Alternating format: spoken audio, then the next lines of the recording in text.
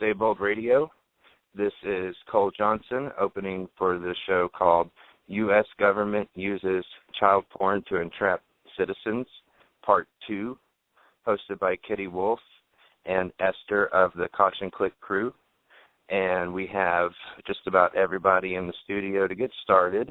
I'm going to bring Kitty Wolf in, the host for the evening. And Kitty, welcome to Stay Bold Radio. Welcome, Cole. How's it going? Doing well. The date is Sunday, February 16th, 2014. It's approximately 6:05 Eastern Standard Time in America. And I wanted to, before we go into the show, kind of reiterate some stuff from last episode. We learned about all these different stories of different kinds of stings involving child porn or other forms of entrapment, where most generally the FBI or some official government body is actually the supplier, which to me it seems like entrapment. It is. So, it's not only entrapment, but it's entrapment, I think, on some of the worst levels, and especially when you look at the types of people that are apprehended by the different types of stings, you know.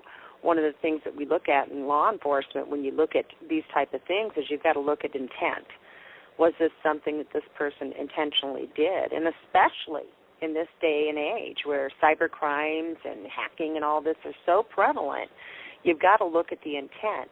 An example of not looking at the intent would be one of the pastor's cases where there were thousands and thousands of pictures, and they always inflate that up in the headline. So-and-so was found with 2,000 pictures of child pornography on their computer.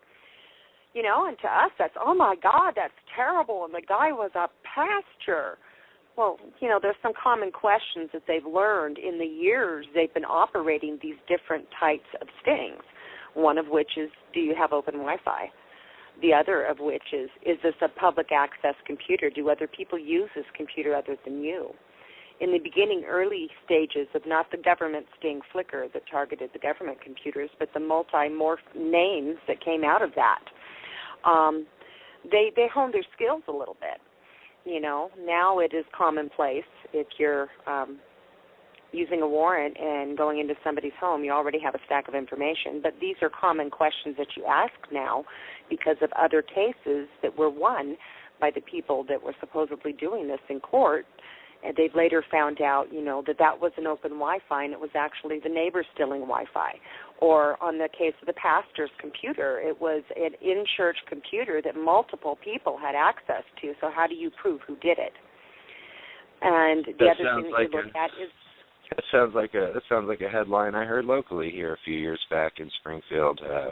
Was a pastor who was I don't know if he was the pastor. I take that back. I don't think he was a pastor, but he was an employee of the church and helped run the broadcasting portion, because it was one where they did a live show from the church, and it was being broadcast live, and I guess some of the people in there were fired for that. Having stuff on their computers. So it seems to be pretty prevalent. I don't mean to interrupt you too badly there, but I wanted to kind of report on the Part 1 episode. We got to share Andrew's story, Chris's story, Trey's story. We met a woman named Esther who shared her story, and so we're going to bring them in shortly, Esther and the Caution Click crew from cautionclick.com. I wanted to report to you, Kitty, that in getting out these stories and bringing awareness to these topics, we have had 170 listens to Part 1 episode on Blog Talk Radio, 171, and on YouTube we have 281 listens.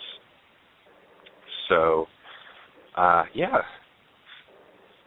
Well, I hope more and more people listen to it, because your government's not going to come to your school and do an adequate enough presentation.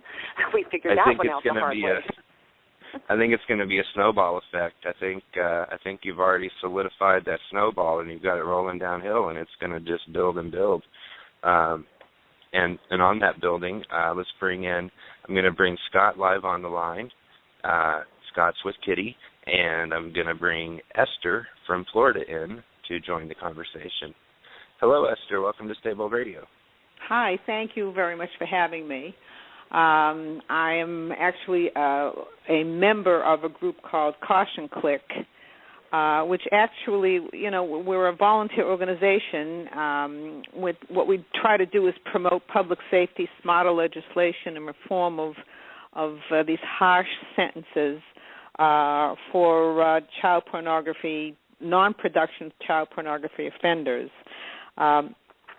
We're actually trying to, strengthen our organization and make allies so that we're a little stronger as far as getting the government to have more evenly sentences among the child pornographers, and in other words, to differentiate the non-production child pornographers from the actual hands-on producers of child pornography. And I am sort of not one of the board members, but I did invite other members of the board, actually, of Caution Click. They should be on this call, and hopefully they will participate and listen to, what's going on here. I think it's very informative for all of us. Okay. On that note, I see we have several people in the studio listening via phone, and if you are a member of Caution Click or have a story similar to what's being talked about that you want to share, all you have to do is press the number 1 button, and it will send a signal to me here in the studio that you want to say something. And, we have a hand up. Let's go ahead and see who that is. Hello, listener. You're live on Stable Radio. Yes, this is Gail Coletta. I'm the president of Caution Click. Just wanted to let you know I'm here. Hi. Hi, Esther. Hi. And what's your name again? Gail Coletta. Gail. Okay. Thank you, Gail. I'm glad you ladies made it. I think Rita's on the call, too. She's the Hello, Rita. We have one more caller that wants to join the conversation. Caller 716 area code. You're live on Stable Radio. Okay. I'm also from Caution Click. This is Rita Finley. Hi, Rita. Hi. Rita. Okay. Hi, Rita. Well, on the first episode, we learned about Kitty's story of Andrew, her nephew, who was looking for music. He clicked a download button for a song file, and a child pornographic image popped up. He deleted the image and thought he had made a mistake in downloading the song, that he had hit a wrong button, so he tried again. And the same image come up again, so he deleted it again and didn't think too much of it. And it wasn't until a year or so later that 5 different, agents are knocking at his door, seizing his computer, his mother's computer, all the technology in the home. And this boy is autistic. He was an autistic teenager with the mindset of a child and wasn't actively seeking those types of images and had come across them. And so now he is, Kitty and Andrew and Sue are all fighting that battle for him. And that's what sparked this show, was they wanted to tell Andrew's story. Along the way, we met Esther from your group, Caution Click, who shared her story as well. We heard stories of gentlemen from Florida who had been involved in Craigslist sting, where you had agents posing as people that they were not on Facebook to entrap young men via sex. And if you want to, not to put you on the spot, but Gail and Rita, if you had a story you'd like to tell about how you got involved in this fight against reformation of these laws. Okay. Gail, did you want to go, or? You can go first. Go ahead, dear. My story is similar to many others. My son was on Facebook downloading, music and probably adult pornography. And along with it came child pornography. And he received an 8-year sentence for that. As far as willfulness, intent, none of that was proven. the fact that he had an open computer that was shared by many of his friends, none of that mattered when it came to sentencing. And how many years ago was that? It's almost 6 years now. You're right. During that time period, it wasn't prevalent for them to ask. The Joint Task Force just did what we call the hit and raids. And one of the problems with that developed were the people that, did manage to get really good lawyers and question that in court. Show me the intent. Show me where it was an entrapment. Show me where the law enforcement task force has some accountability. And some of these cases were actually won. One of the famous cases is the firefighter, I believe he was out of San Francisco, that ended up, cost him his job and everything in 3 years of his life to get his name cleared to prove, that there was no intent. It was something that was tainted on the link that he had hit. As they began to lose certain cases, they would change the tactics. This is what I mean by morphed. It started off being one premise going before the Department of Justice to gain permission to do these types of stings, and that was in 2003 with the advent of Project Flickr. Okay, now they've used the same premise. They changed the names. Right now, according to Department of Justice, there's over 61 active forms of different types of stings going on. And that to me is utterly alarming, because if you call any parent of any teenage kid, you're going to say, well, are they teaching about this? This is alarming. What are you teaching? As we found out when Sue in Sullivan High School gave a little lecture through the REGS group, which is the group that is in charge of educating the public. That was one of the areas that they even failed to mention. They talked about, the typical things that we hear, don't put anything out there, kids. It's going to be out there forever. But they don't breach the subject at all with the children about this type of sting specifically. And there are thousands and thousands of children that have been convicted for hitting these things. Now, anytime you deal with a prepubescent teenager, you've got this puberty-stricken boy, and all of our idols are idols like Paris Hilton that has a sex tape out, and Kardashians that have sex tapes out. Our kids are sold sex at every single solitary turn. They really are. The days of the 1952 Norman Rockwell painting that, we all like to think we live in is no longer there. So if you're not arming your kids with the information that, hey, while you're on these social media sites, and it can be Facebook, it can be 4chan, it can be any type of social media site, they're constantly morphing the stings. But they all kind of go with one kind of basic guideline, and that basic guideline is the deliberate implantation of child pornography on sites that children go to. Okay, we know how many kids use Facebook. You're not supposed to unless you're 13, but I know for a fact that there's lots of ones a lot younger than that out there.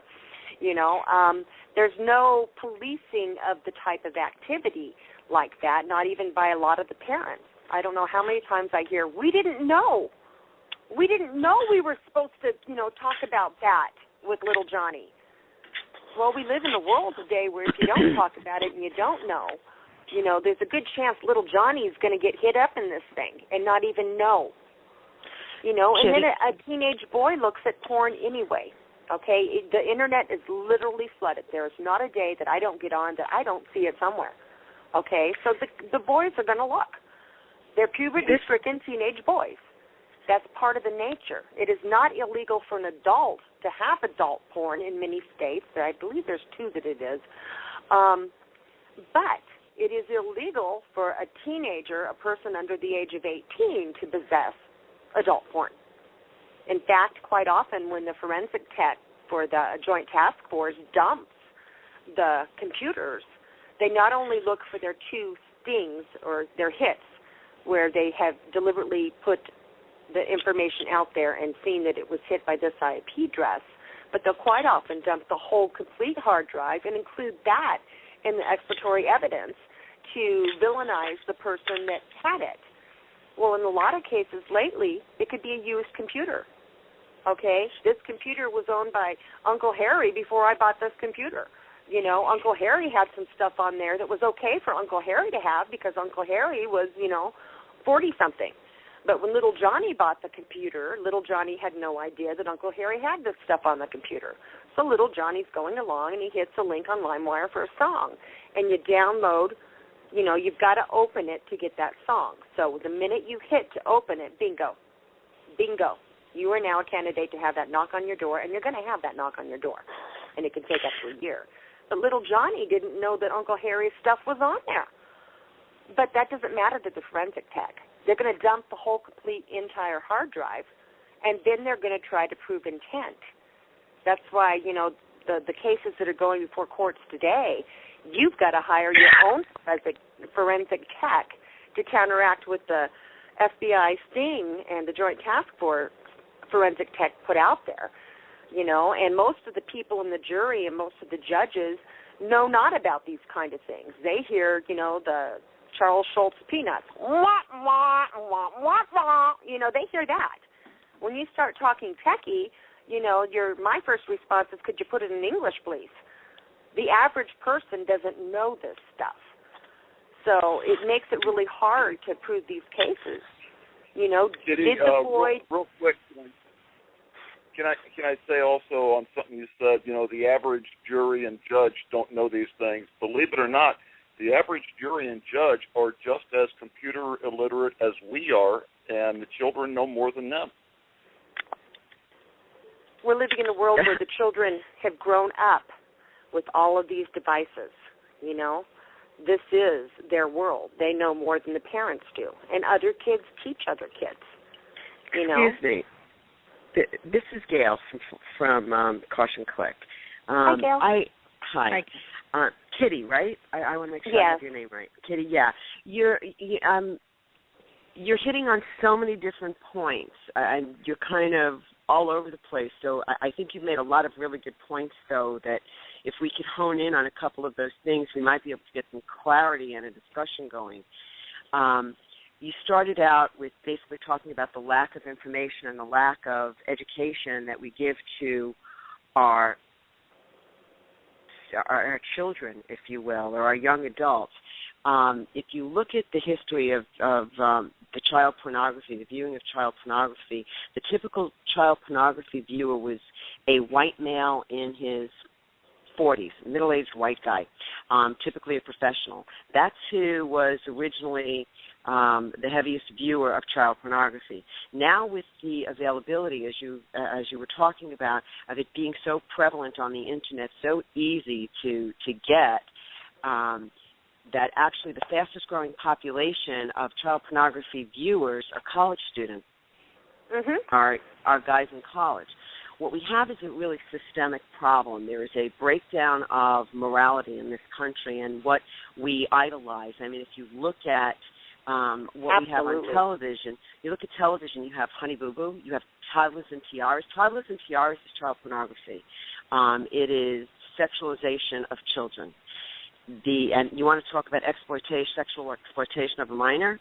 There you go. You have it. It's primetime TV. This is, big news. We have so many. Lindsay Lohan, she's an icon. You've got the Kardashians. Oh, God. Look at what Miley Cyrus has done. And this is that what our one young makes me very aspire. Angry. Yeah, but you look at she this started is what our off young a child star figure. Yep. And this is what they aspire to.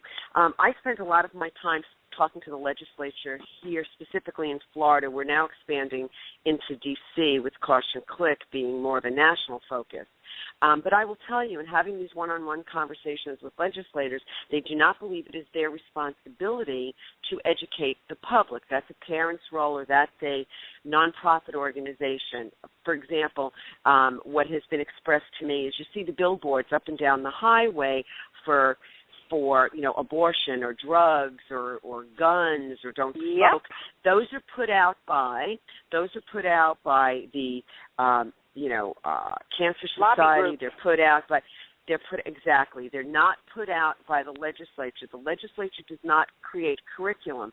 When you have something that you want to teach about drugs, these are organizations or these are special interest groups that will provide something to the to the school boards or to the PTAs or to any type of community organization, but it's not the legislature. So the legislature doesn't feel that it's their important, or they should mandate into the curriculum that we need to have as part of sex education, we need to have an anti-pornography, or what's good touch, bad touch. I mean, what's a good grade? Well, actually, with some of the Common Core teachings, they are teaching, in my opinion, forms of pornography.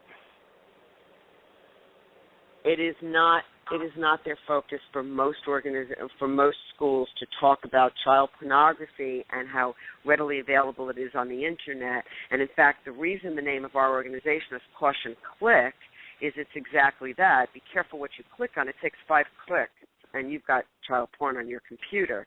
And one of the biggest issues that we have is even if you were looking for legal pornography, if you're looking at teenage guys and you're looking at college-age guys, they do not use terms like man and woman. They're guys and girls. So even if they do a search and they put in there naked girls, hot, sexy girls, hot teens, anything like that, girl gets you a child, teen gets you a child. Even if they use the term babe, B-A-B-E, they will get a child. So pornography is so easy to get. But we're talking about stings here, and stings come in a lot of different forms. A lot of different forms. I got involved because my son was caught up in this. He was 21 at the time, bipolar, using LimeWire, saw some search terms, didn't know what they were, entered them into the computer, left it, went back, some stuff downloaded, he clicked, he looked at it, he saw, opened a couple of images, saw it was child pornography, had no interest, and just moved on. 2 weeks later, we had a SWAT team at our house. They were looking for me because the IP address was registered to me. Right. They already have a file with all your info on it. Correct, but they dragged when I screamed child pornography, are you crazy? My son went, oh, crap, it's on my computer. They locked him in a room. He wound up being arrested. He's doing 10 years prison, 15 years probation, and lifetime registration for images that all they could say is that the spyware software on our computer opened 49 images in 60 seconds, of which they said 30 were underage pornography. They all take plea deals because they're terrified. Very few go to trial. The attorneys are telling them, don't take this to trial. You want to plead, you want to plead, you want to plead. And I think many of the attorneys, especially back in 2009 when my son was arrested, they really were so uninformed on this issue, and they should have been very clear and said, you know what, I'm in over my head. You really need to get somebody that specializes in this. But Absolutely. They don't. And they push the plea. They push the plea with fear and all kinds of other things. They all push the plea. Take the plea. Our attorney actually told my son not to take the plea, that he would do better if he pled open to the court because of his history of mental health issues, being bipolar, the fact that he was young, the fact that he had psychosexual evaluation, a risk assessment done, and polygraphs, and it showed there was absolutely no sexual deviance. There was no pattern of behavior. It was a one-time download. He didn't even go into all of the images. They said, don't worry, the judge is going to do the right thing. Well, the judge threw the book at him and gave him more than the prosecution was asking for. So it's interesting, and when you look at a lot of what they're doing with the Craigslist and whatnot, they're targeting guys, or even if they're on there and they're surfing the chat rooms, they're in adult chat rooms. They're in role-play chat rooms.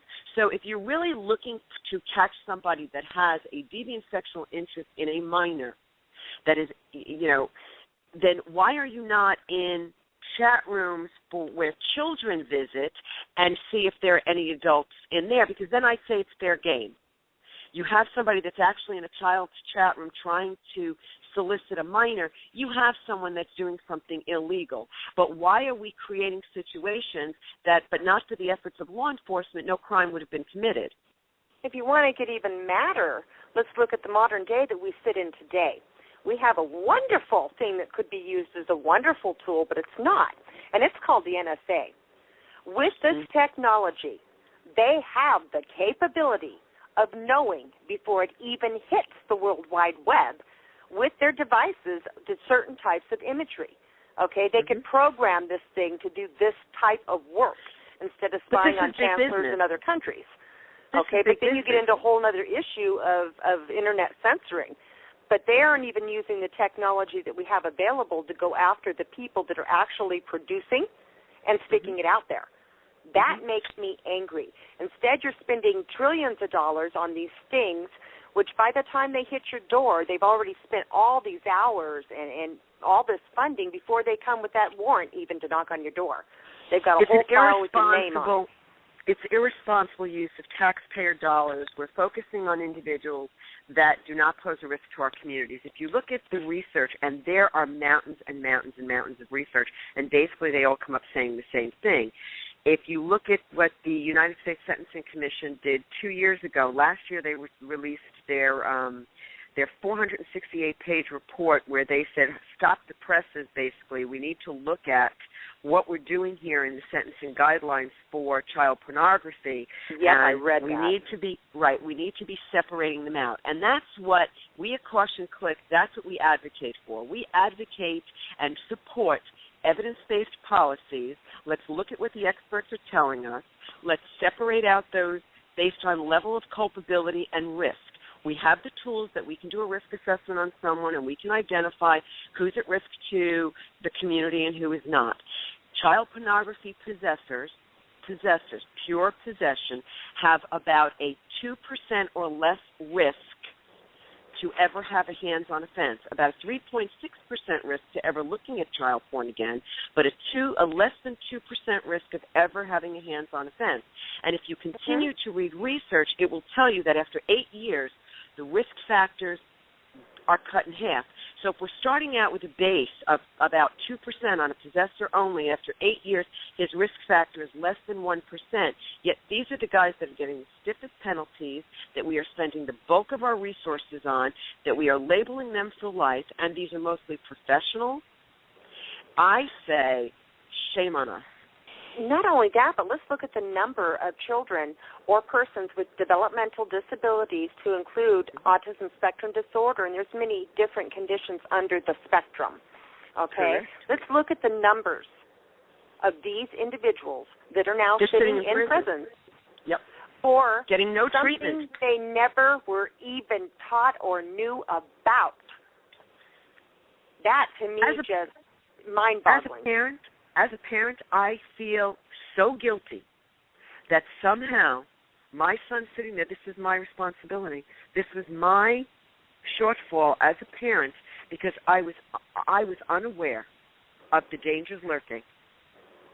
I should Most have said, of us were. Do you know that they do get designated funding that is designated for the education of the public? That is designated funding. Let me tell you how they've been spending their designated funding. They've been spending this designated funding educating the officers involved in the sting. That's part of the regs group in Missouri. Now, we found all this out, and we haven't quit since the day that Andrew, got caught up in all this. So I wanted to know. Well, he didn't know. Okay, so who's responsible for teaching him? That very question.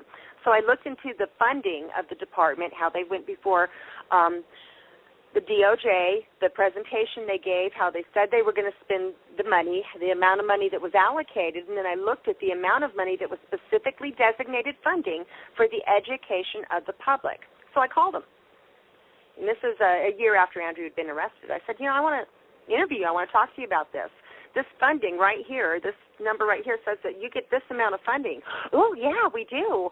We've been using that to educate the officers involved in the sting here locally in Missouri, but we're going to be in the schools next year. I said, okay, excuse me. Were you in the schools during these years? And I listed off the years that Andrew was in school. Well, no, we've been spending it educating the officers, but we're going to be there next year. The following year, Sue and so they've misappropriated funds. Yes, ma'am. That's a misappropriation of funds.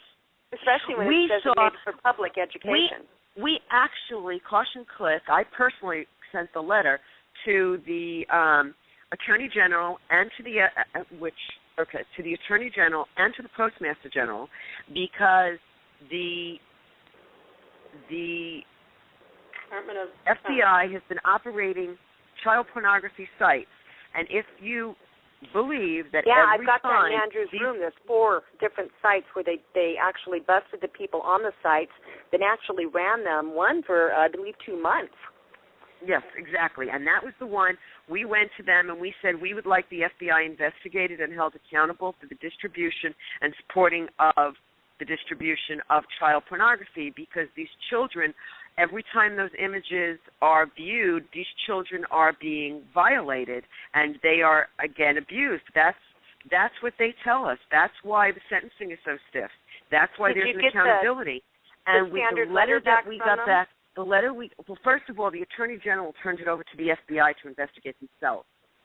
And the FBI sent us back a letter and basically said, we can't comment on this because it's an ongoing investigation, but we're not using it for, I can't remember the exact wording, but basically we're not using it for that. We're using it differently. It's not like when we use drugs that we take from a sink, but we're using this to continue to, or was being used to continue to catch predators or something to that. It was, I can't remember the exact wording. I do have the letter, but it was so unbelievable. I have now tried to reach out to several attorneys because I think that we need to send a legal letter from an attorney. Let me tell you what they did to cover their butts on that one.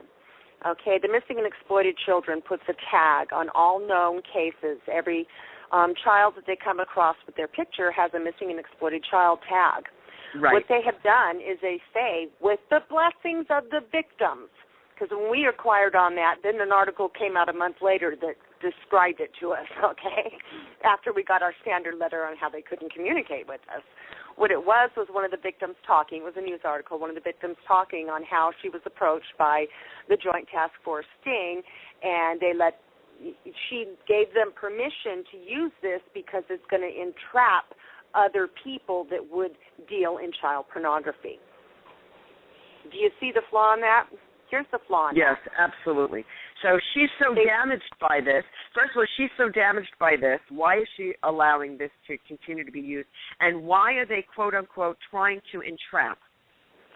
Exactly. This wasn't set up for them and for their use. It was for missing and exploited children to identify cases that were yet cleared. The prison industry is the second largest industry, I think, or the third largest industry in this country behind oil and, I think prison. The prison industry is the second largest industry in this country. Yeah, how those jobs working out for everybody, huh? Yep. How's that hope and change now? Yep.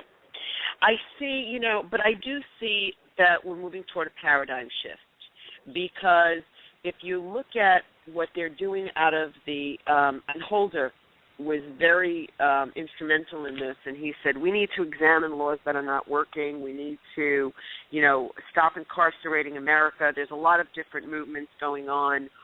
End Mass Incarceration is one organization. There's another organization, Rita, I just went blank on it.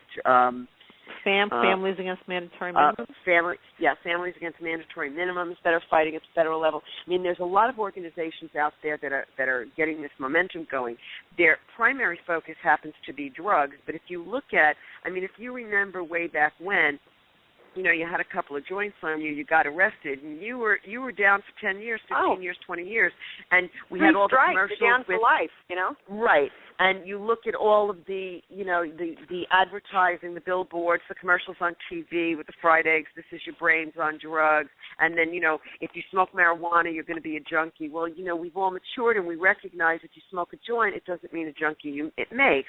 It's like saying everyone that has a drink is going to be an alcoholic. Everybody that reads a murder mystery is going to be a murderer.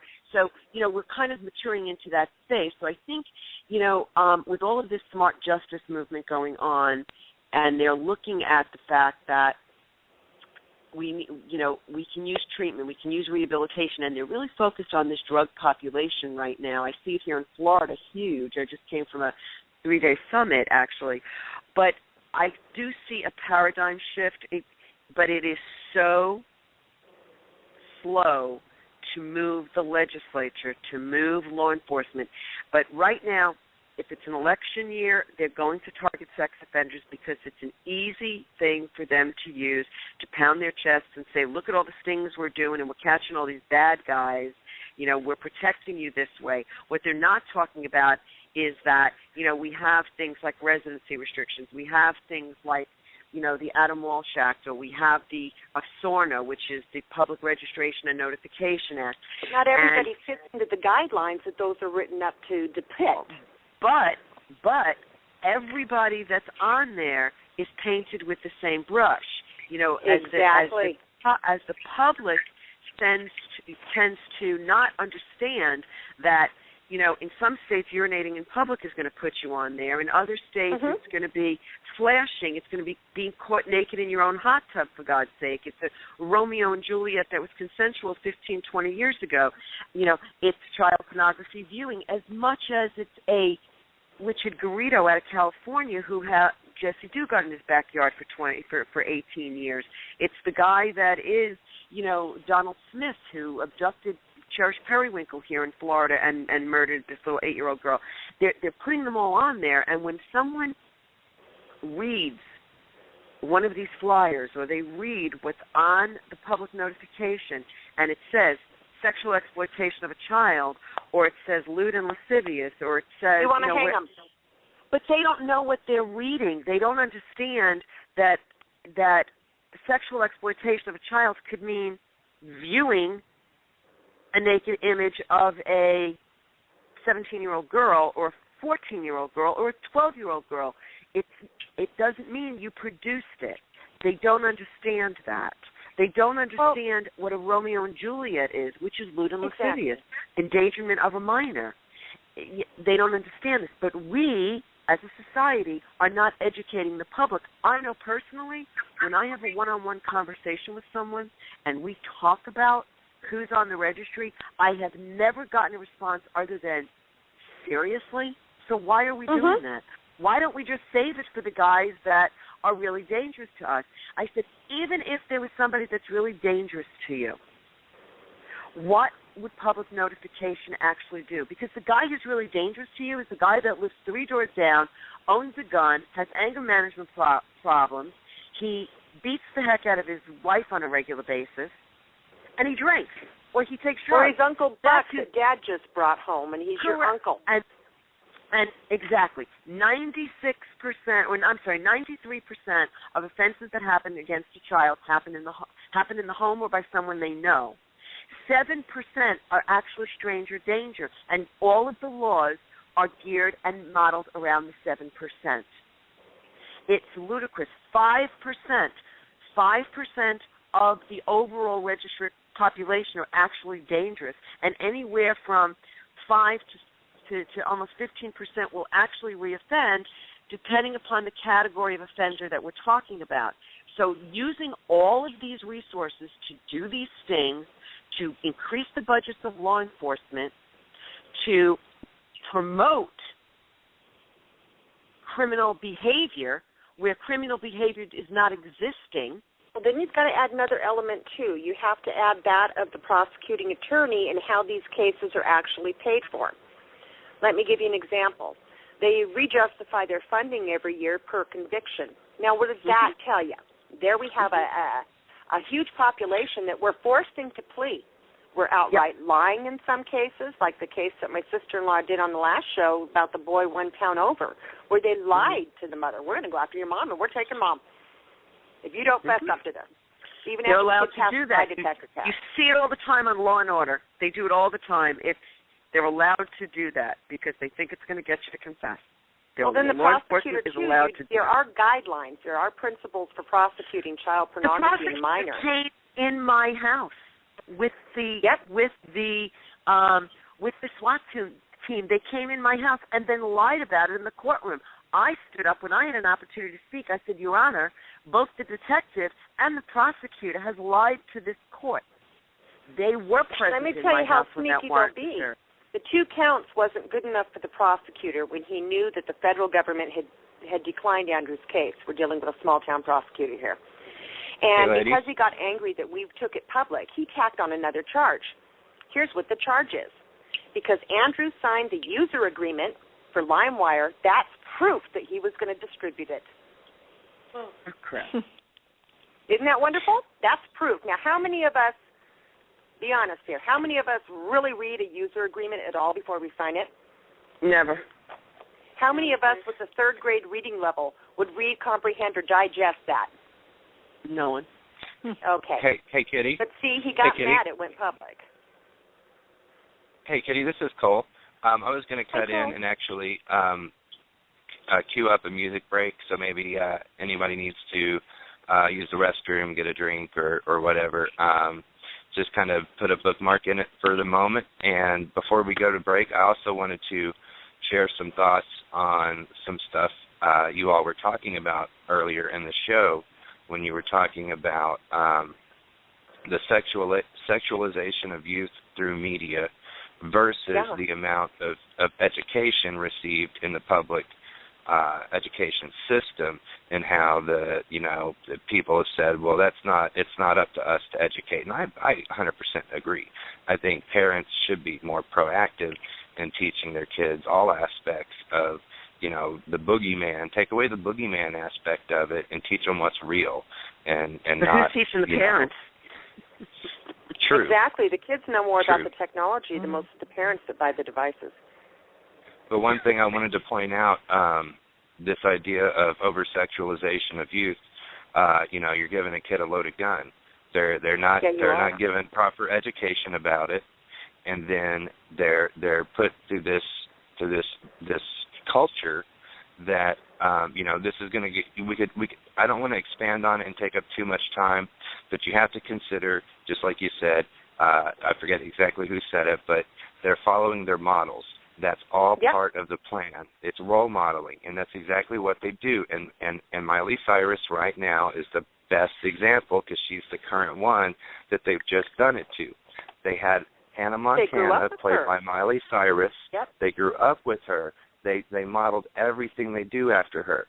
So then when she puts out an album and new music videos where she's barely dressed, acting sexual, it's going to affect those girls that idolize her if they're not prepared to reject that kind of role modeling. And that's just what we have, and that's why I was saying it's like giving a kid a loaded gun, because on the flip side of this coin is the media aspect of it, and that's all they do. That's all they do. They hype everything. Yeah, just look at Disney. Look at all the subliminals in Disney movies, whether it's visual subliminals where, body parts are drawn into the cartoon characters, or words are hidden within the smoke in clouds, or words Disney are being actually is a spoken. producer of adult porn. Mm-hmm. Disney? Yes, ma'am. Look it up. Disney produces. They have an adult porn industry. We should go after the porn industry and ask them to help, because they say child porn is like a nightmare for them. We should go after them and help, and they should get involved with anti-child pornography billboards and things like that. They've got plenty of money. Somebody already said it earlier. You don't need, at this day and age, you don't even really need the internet. You can turn on cable television and watch dance moms. I completely agree. Yep. You've got these girls in little leotards dancing around, stretching and stuff. Look at the commercials. But look at the commercials. I was watching television around the holidays, and there was a commercial for Hanes, I think it was, and it may have been a JCPenney commercial. And when you're looking at the screen, what you're seeing is this very pretty, very colorful pattern, geometric pattern, and then they move to another one. It's the whole screen. And then the camera backs away, and what you realize that you're looking at was a young lady's crotch because it was an advertisement for underwear. Yeah, I do recall that. What does child porn look like to a child? Yeah, It's everywhere. Right. Yep. So on that note, we're going to put a bookmark in the conversation, and we're going to listen to a song.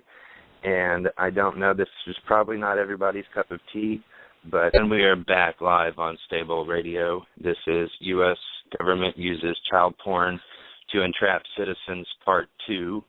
The date is February 16th, 2014. The time is approximately 6:55 p.m. Eastern Standard Time.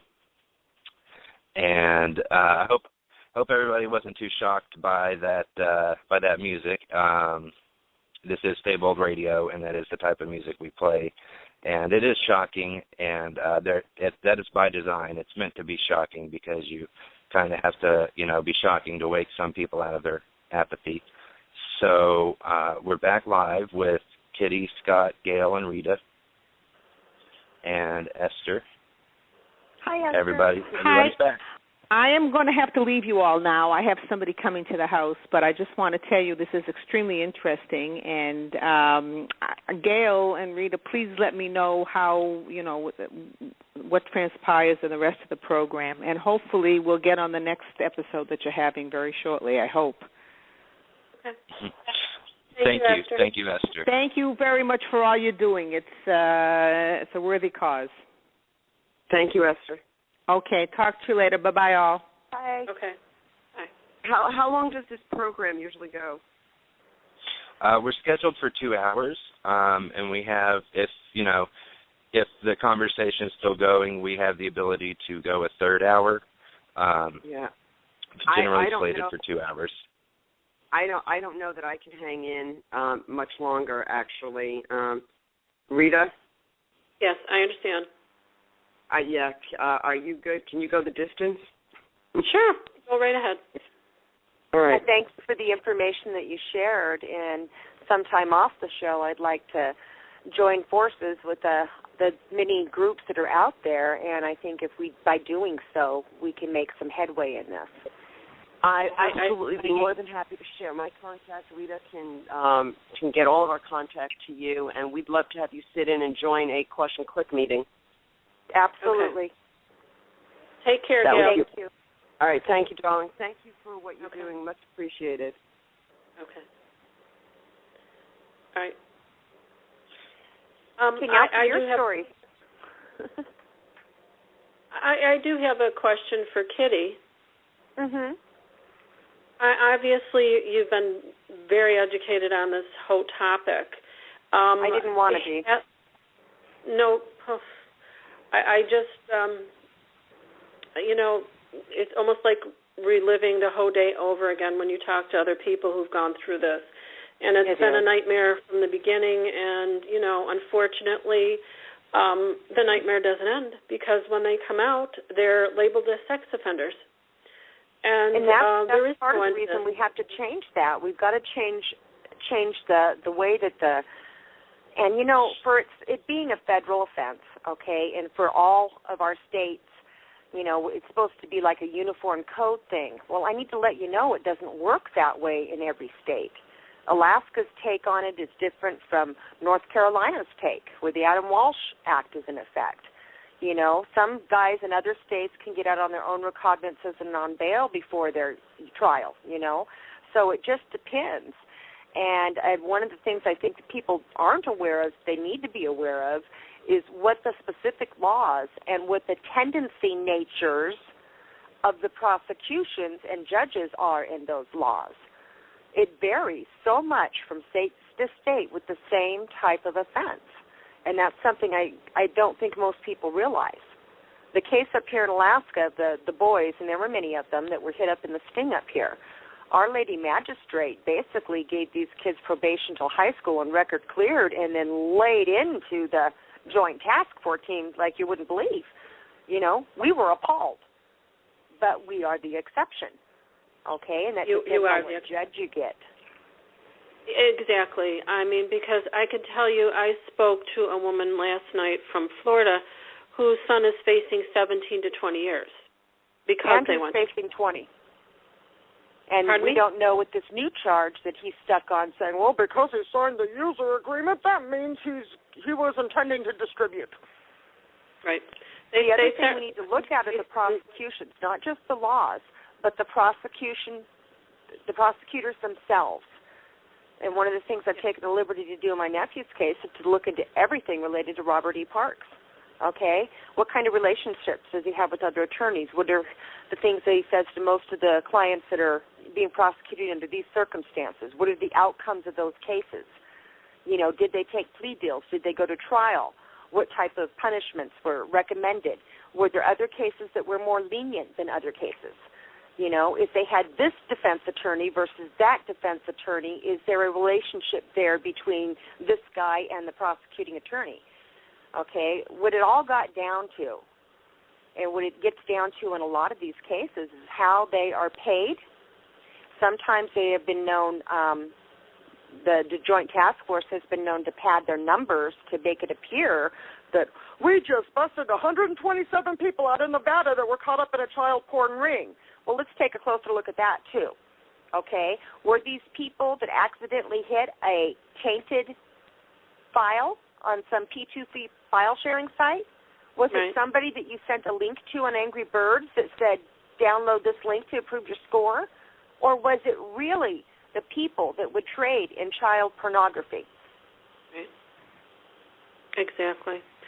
You know, I have to be honest with you, none of this, I cannot think of one person who has addressed any of this in the trial. I couldn't either. That's why we went public. I could not stand the thought of this innocent child who this kid wouldn't hurt a fly. Okay, this is a sweet, innocent kid. I could not stand the thought of what was happening to him, so I asked the why question.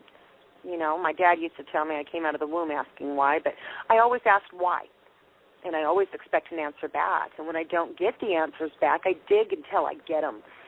And the more I dig, the sicker I get at the way that they're actually executing the type of sting, when we have a much better way of going after those that actually produce the child porn, but we're choosing not to use it. Instead, we had the Joint Task Force because it's a global problem. Child pornography is a global problem. Mm-hmm. But we do produce it here in the United States as well. And one of the ways that the people trade in it is they make the films and they stick them out there, either encrypted or hidden in different P2P file sharing sites. So the whole stings went on the premise that, okay, if we look up the word honeypot, anybody that hits honeypot's got to be a child pornographer. Well, that's not true. Honeypot is also a Walt Disney song about Winnie the Pooh. Okay, so where was the oversight here, people? Where was anybody's hand way back when that went up and went, okay, what are you doing to protect people that might not know you're doing a sting? Are you going to send out flyers that say, attention parents, this is the FBI and ICE, and we're going to be conducting an internet child porn sting, so please don't let your children go to any P2P file sharing sites. Most people don't even know what P2P means, as most of the parents. Yes, I don't know how many times I answer the phone and the parents go, what is a P2P file sharing site? I said, well, it's the place they go to get songs from their friends. I didn't know those were bad. In fact, when the regs did the Sullivan High School and Sue, my sister-in-law, asked them, what about P2P file sharing sites in LimeWire? She was told that LimeWire was an illegal site. Technically, it's not an illegal site. Illegal activity can happen on that site. Right. But nobody told anybody, attention parents, don't let your kids go to these sites. And then we get back to money, too, because what is the crust of these sites? What is the big reason they would put it on these sites?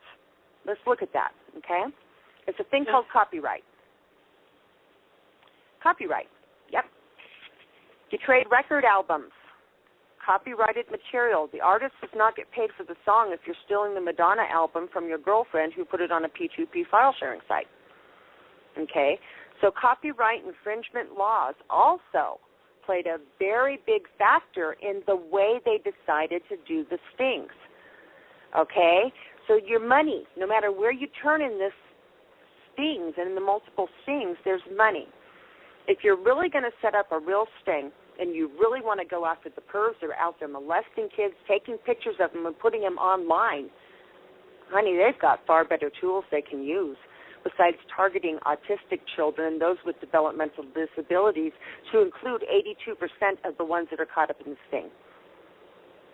And the average person caught up in these stings is under the age of 25, and they go as the youngest case I had was 11. Yes. I'm horrified every time we visit my son in prison and see the young men that were there. And my gut tells me what they're there for. can you tell them, because you've been there, okay, and I don't want to make you do anything you're uncomfortable with, but because you've been there, what is that like? Give me a step-by-step procedure. Most people only know prison if they've never been there from what they watch on TV, and I know it's not like that.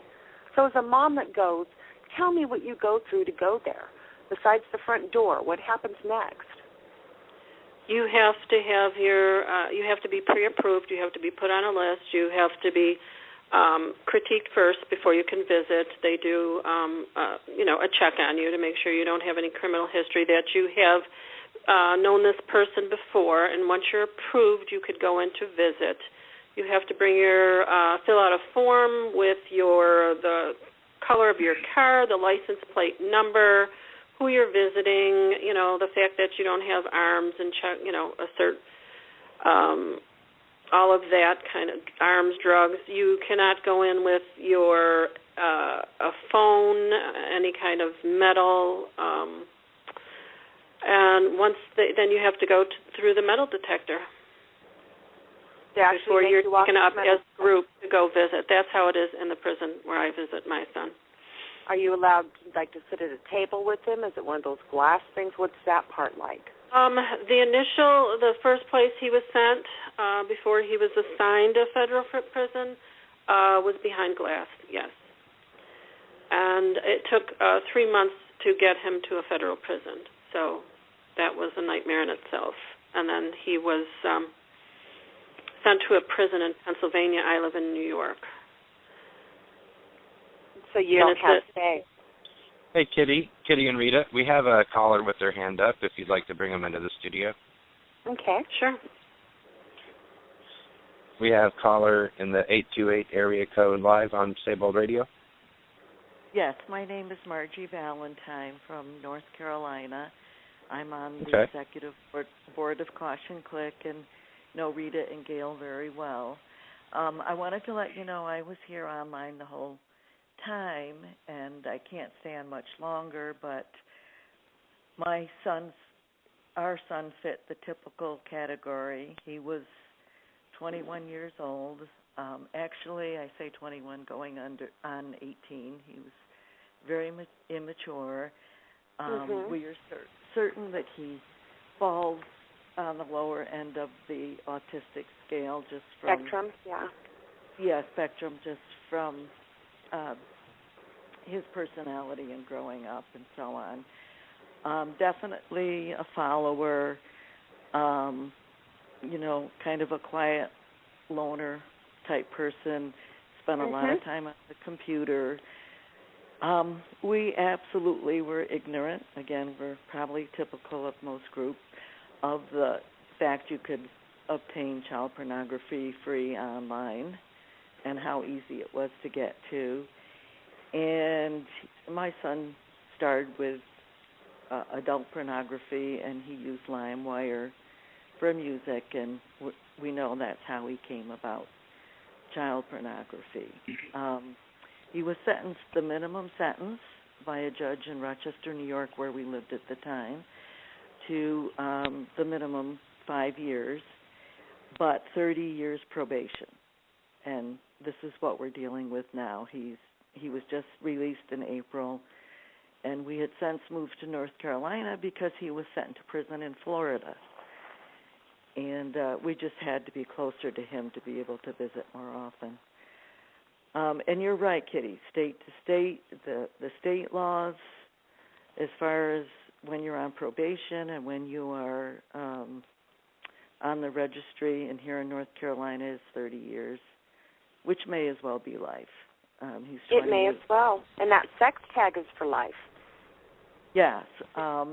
Basically, he can't use the public library, can't go to church, go to parks, playgrounds. There's a big sign posted in front of the rec center that sex offenders not allowed beyond there. And again, we know that he is a gentle person. He would not ever physically hurt anyone. And again, we were ignorant and not talking with him, and we have that guilt. But we as far as the way Honey, we that raised, was our generation. We grew up as we don't really talk about that. As far as the way we raised him as a family and his nature, we never considered it would ever be an issue. Right. In Most terms parents it's something we just never thought about. Most of the cases of the other autistic kids are Down's kids. That's the first thing the parents said. They don't even know what sex is. You know, we never taught him about that because we didn't think we needed to. You know, that is the number one response. It is not something that you should bang your head over and have that guilt, okay? Because had anybody come to you and said, ma'am, you know, I know that little Johnny's a little slow, but we might want to teach about this. Had anyone approached you on it, would you have thought about it and then done it? Mm-hmm. I'm asking this question for a reason, because we're looking at a huge percentage of what I'm going to call slow or developmentally delayed, or people that sit on the spectrum disorder that are sitting in prison that never even had what we call the sex talk because nobody approached the parents and taught them more about the conditions of their children. Had somebody come to you and said, you know, could you do this, would you have done that? Absolutely. If they told you the dangers, if you didn't, would you have done it? Yeah, you would have. Yes, absolutely. I mean,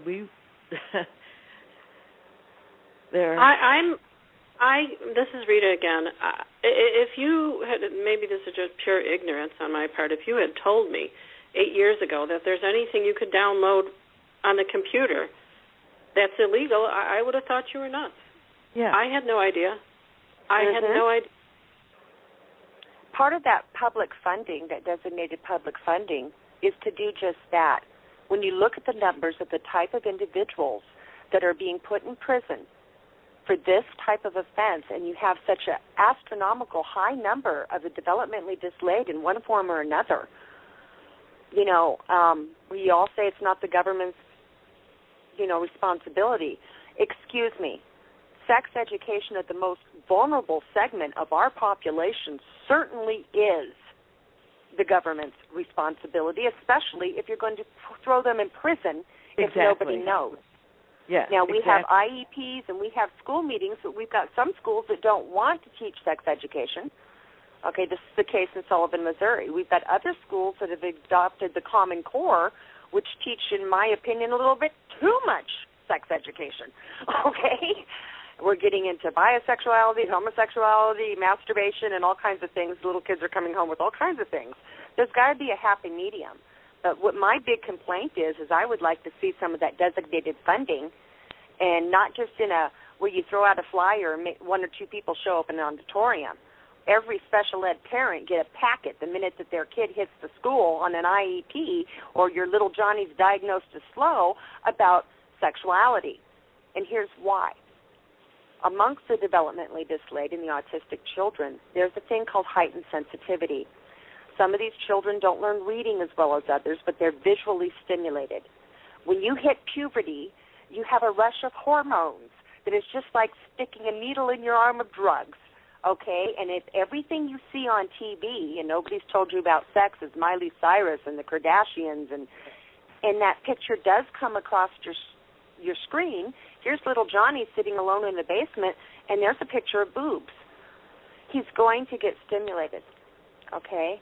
So if we don't talk to him about what that is and those crushing, raging hormones through your body, you know, I beg to ask the question, you know, are we really arming them with the information they know to exist in the outside world, which is full of it? We're not. And if we're going to get into the morality of it, you know, there's a huge population of the molested children and the children that appear on those pictures that have disabilities. It's our most vulnerable segment of our population. But there wasn't any of that. There wasn't anybody banging our doors and saying, you know, listen, Kitty, if you don't teach Chase about this, you know, these hormones are going to hit, and he's a visually stimulated kid, and he's going to, you know, these are going to happen. I didn't know. I've raised an autistic child. You know, this isn't my nephew. I have a son named Chase that's autistic. Well, but I was a different kind of parent, you know. I didn't think I had to. Yeah. We also need this education, to push this education to the courts, because so many judges have in their head that there's this distinct correlation between viewing it and actually acting on it, and that's precisely what the judge said when he sentenced my son to 30 years probation. Was exactly. That, they were stimulated and that they would act on their stimulation and do this, and he said, this is my belief. And that's what he based 30 years probation on. And anybody that looks at the sex offender registry or finds that my son's on 30 years probation is going to think that he, is the worst sexual predator and monster on earth. And he's not. They don't know. And plus we have to stress to the children, not just the sex part, but when a child's alone with his device or his computer, he really believes he's alone, okay? Yeah. And we all have private thoughts. A boy going through puberty, wakes up sometimes in a pump tent and, there's things that happen there. He believes he's alone. It's okay. He gets embarrassed if mom discovers the bed sheets. But, we have this misgiving belief that we are alone. We no longer live in that world. Okay, never. Not with all the electronic devices and surveillance and everything we had. You're never really alone. Right now it's all of us, and it's the radio show listeners, and hello, Mr. NSA. Okay? We're never alone anymore. So one of the things that I really want to see changed out of this, I don't ever want to see another Andrew or another your child or another Rita's child. I don't want to see that. I want to see educating them. I know some parents that are deeply religious. We don't believe in that type of sexual education in our home. Well, you know what? When you're gone and she's talking to her friend on that device, are you sure it's really her 16-year-old girlfriend, or is it an FBI agent asking for that selfie? Exactly. If you don't talk about it, the kids around them are going to talk about it. If you have one of the slow type of kids, they're loners anyway. They're sexually stimulated, and they need to know what to do about that. They need to know what that's all about. These things would not be as successful if there was that proper spending of that education money for the public. We have the technology for them not to even do the stings. They can catch it right before it even hits the internet now. Okay, so what are they really doing here? Are we fueling the private prison industry, which is now starting to sue states that don't keep them full? What is it really about? After we complained to the reg, they actually 2 months later, did an auditorium, sent out a flyer, and gave a talk. But nowhere in that talk was any of this. They talked about don't put naked pictures out there of yourself, but they didn't talk about this subject. They didn't talk about the stings. They didn't talk about P2P file sharing sites. We're talking designated funding. Yes, and I think Caution Click, Rita, and all these incredibly knowledgeable parents, mothers, this big push is that we need to educate the parents and the public about how very easily this can happen. Yes, and that is a very that's a primary goal for Caution Click. I mean, education definitely is something that we want to see happen in not only the school systems, but as Margie said, people just do not realize how close they are to having this happen to them. And with that, we want to see reform. I get phone calls and PMs all the time since Andrew's video was out there. Jackie Cook, another friend of ours that you all may know. It's a sad thing. I call it fresh cases is when I get a phone call. Are you that autistic kid's aunt? Yeah. Well, this just happened to me, and I'm here in New York, and I don't know what to do. They just came, they took my computer, and they questioned my kid, and I don't know what to do. Most people don't know. The first part of the phone call, you're spent crying with them. The second part of the phone call, you're telling them to breathe. By the third part, you can kind of pick for answers. I know of 16. I've been able to locate 16 different types of stings. There's over 61 active. And there's no telling the public about it. We read about it in the paper when they make a major bust. Football coach and several other people within, the Radford area were just picked up on possession of child pornography. Okay, but they never give the details. If that case was ever cleared, it's hidden so far back in the paper, if it ever hit the paper at all. And everybody just screams, good, burn them. Exactly. Great, burn them.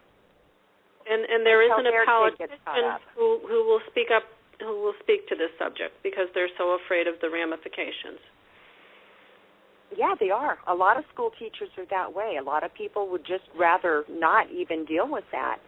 But they're the same teachers that's going to tell Johnny, put that phone away, quit texting in class. Okay, well, let's look at where the real predators are coming in. Is it the child molester that's going to get our kid? Possibly. But the chance is greater, and over 75% greater, that predator is going to come online. And there's a good chance that if your child goes to any of the sites that any of the other children go to trade video games, it's pictures, it's files, it's albums, it's not just sting stuff or bad stuff. These sites were legitimate sites, for legitimate file sharing. They just happen to be used by people that would trade in child porn. So you put a sting out there that nets any fish. It's like casting a big, huge net across the ocean saying, we're going whale fishing. But when you pull in that net, you got very few whales. What you got was a bunch of guppies.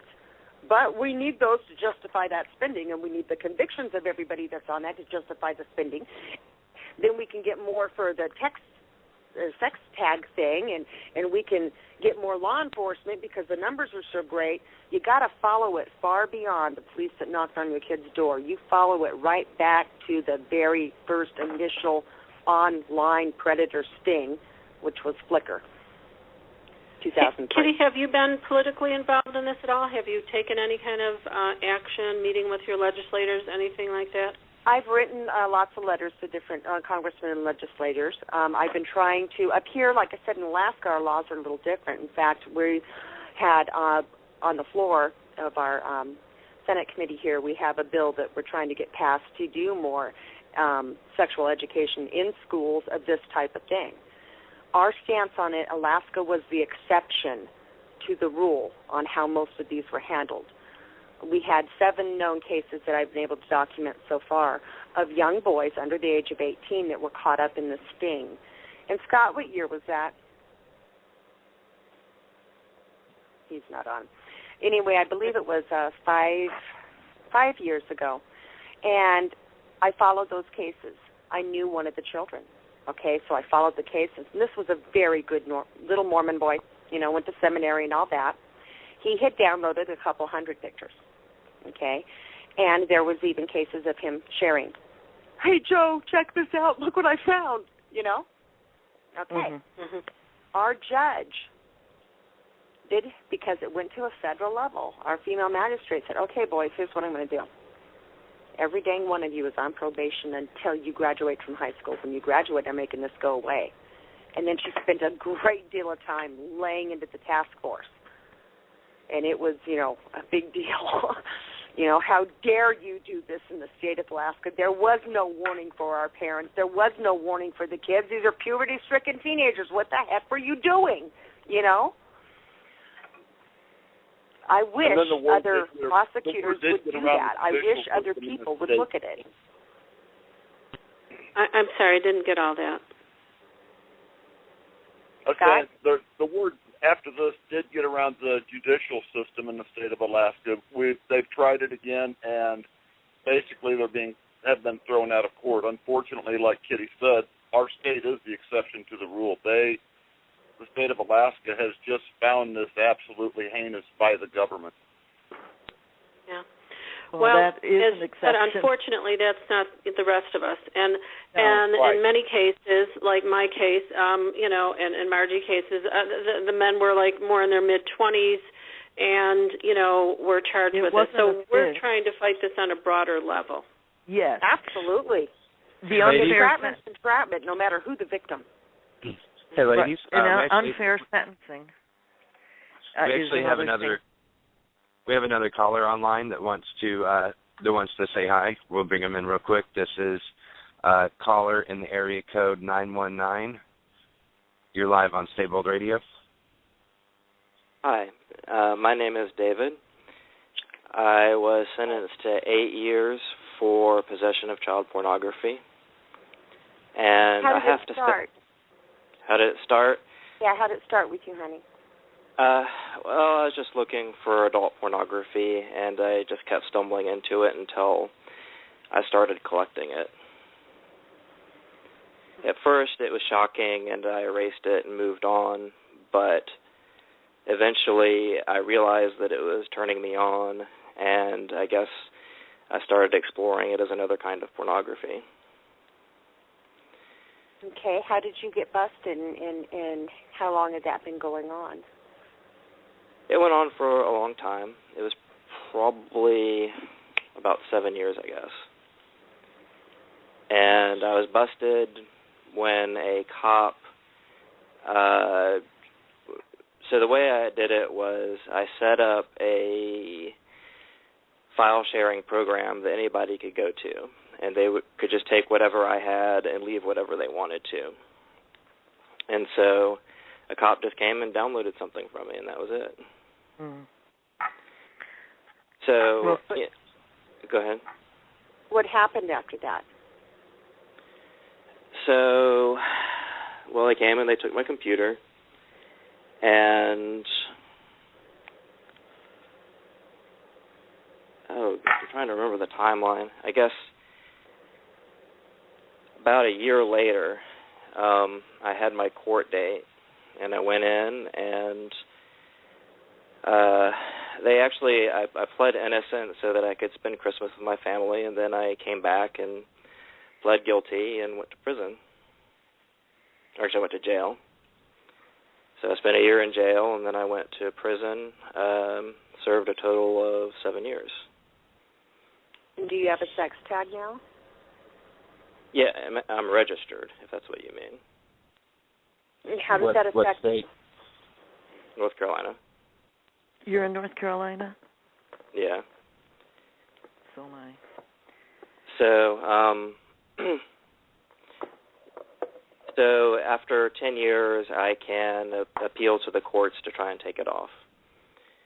Let me ask you something else, David. Had you known, had anybody told you that this would happen, that this is out there, and told you the difference between adult porn and child porn and what porn was in general, had you known that earlier or during that time period, would that have made a difference?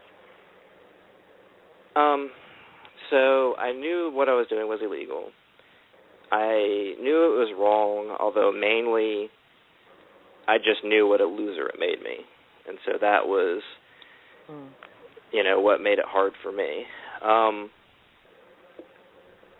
The thing is, if I had known the consequences, and also if I had known more about what it's like to be a victim of child pornography, I would not have done it. Mm-hmm. But I was very naive, and I thought, well, I'm not, physically hurting anybody. I'm just looking at pictures, and that's just the way I looked at it. Well, so, my question for you, David, also just for I want to say thank you for calling in and giving us your personal story. I agree. You're very courageous. That's tremendous that you have the fortitude to call in and do that. Thank you for sharing with us. Just also, question mark in my mind, I'm 31. I know I probably sound younger than that. You sound like a young guy, and you said you spent how many years inside? Roughly 7, yeah. Roughly 7, and you said you were actively looking at that stuff for about 7 years prior. Right. Okay, so about what age did you start downloading that material? In high school. So you aren't even an adult yet at that point? That's correct. Legally, okay. And then when you actually went to jail after conviction, how old were you? If you don't mind. Let's see, it was about 10 years ago. I guess that would have made me about 27, 28, something like that. Wow, okay. Yeah, I'm older than I sound. Not always a bad thing. Young boy. So has it changed the way you look at relationships and stuff now? How does this experience mentally affect you today? Jeez. I don't know if we have enough time. So, I mean, look, I've never been good with women. I've always been shy. I've always been afraid of rejection. I've always sort of been kind of scared of commitment in relationships. And it certainly hasn't helped that. You know, I have all the same problems that I had before, except that now I'm also a sex offender and everything that goes along with that. Mm-hmm. So, you know, when you're in a situation where, you know, your PO is telling you that if you date somebody who has a child, you have to tell her about your conviction immediately, that makes it hard to have relationships. Yeah, it does, doesn't it? So, you know, I really want that sort of healthy relationship, but I just don't know how to get it. Mm-hmm. David, do you have to attend group therapy sessions and so on? I did. For the first year and a half or so I got out of prison, but I graduated from the course, and I don't have. Thank you. My son's doing that right now. Did you find that helpful? Yes and no. I think it was useful to have a support group and to meet other people who are going through the same kinds of things and to sort of learn some of the a little more perspective and, you know, all these kinds of things. But I don't know. This may be a little bit naive, but I feel like I really just need somebody to set me up on some blind dates, and they couldn't do that for me. So, to answer the previous question about how it's affecting me, it's you know, pretty much, I won't say it's destroying my life. That's a little melodramatic, but it is, you know, pushing me, you know, to the bottom rung of society in every way. I have a computer science degree from a major university. You probably can't use it, right? Well, for the first 2 years I couldn't, but because I've done so well, they let me get one. I just have to pay to have it monitored by a third party. Yes. What do you pay for that? It's not too bad. It's $35 a month. So, but the problem is that it's $35 for each device. So if you want an iPhone, you're paying another $35. If you want a video game system, you're paying another $35. You know, if you want a laptop or, you know, whatever, a notepad, it's another $35. And then you have to pay for therapy as well, correct? I didn't, actually, because I'm federal. If I'd been state, I would have had to pay. And so the problem that I'm running into is that nobody will hire me. Yeah. Like for any kind of white-collar job at all, no matter what. I went to a job interview recently where the guy who was interviewing me said, you know what, you know, I was convicted of a drug offense. I believe in second chances. I think you've changed. I think you'll be great for this job. I mean, you're so well qualified. I'm going to go to it was a job agency, so we'll go to the person who would be an employer, and I will go to bat for you, and I will do everything I can to get them to hire you. And he couldn't do it. Like, I've gone to interviews, and I've had the people who are interviewing me try to console me, right? They'd say, look, you know, you're doing everything right, you know, just keep it up, you know, I respect what you're doing, I think that you can make it, but we just can't hire you. And I've heard that again and again and again. I've gone to somebody, and she said, you know, I'm a superstar at this company. You know, I think you have what it takes. I want to hire you. You're at the top of my list. I just have to, you know, let corporate know. But, you know, they usually let me do what I want because I'm doing a really good job for them.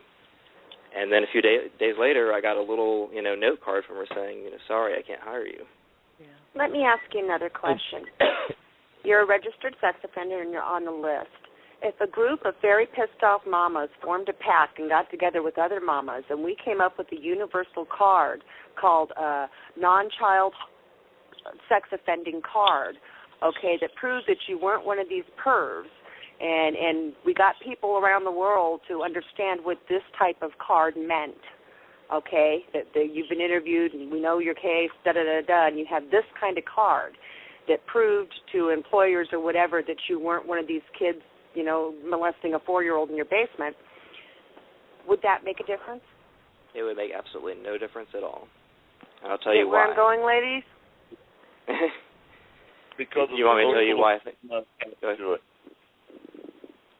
The reason why it wouldn't... Go ahead, David.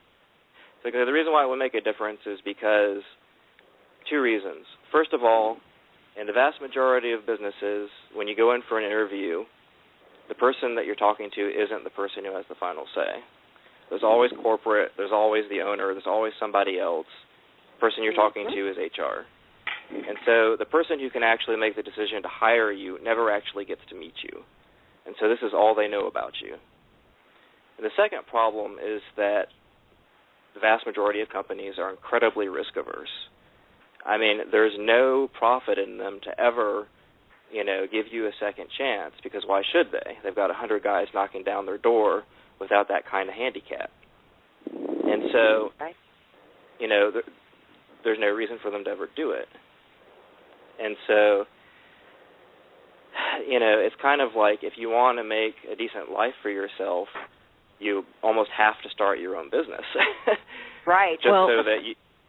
Yeah. Can I jump in? Can I jump in real quick? This is Cole, David. I actually watched, just in the background, the other night I watched a show about guys doing time in prison, and, you know, one of them was locked up for statutory rape because he was 17, his girlfriend was 15, but when he turned 18, the day he turned 18, the girl's mother went and, you know, filed charges, and he ended up doing a few years on statutory rape, and he was saying the exact same thing.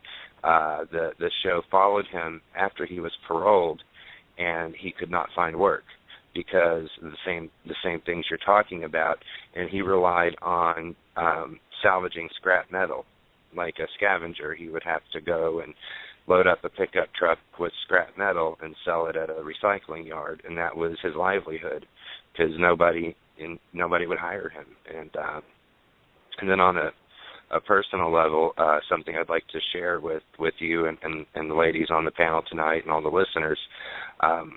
My brother is actually a registered sex offender, and he was at a house party with adults.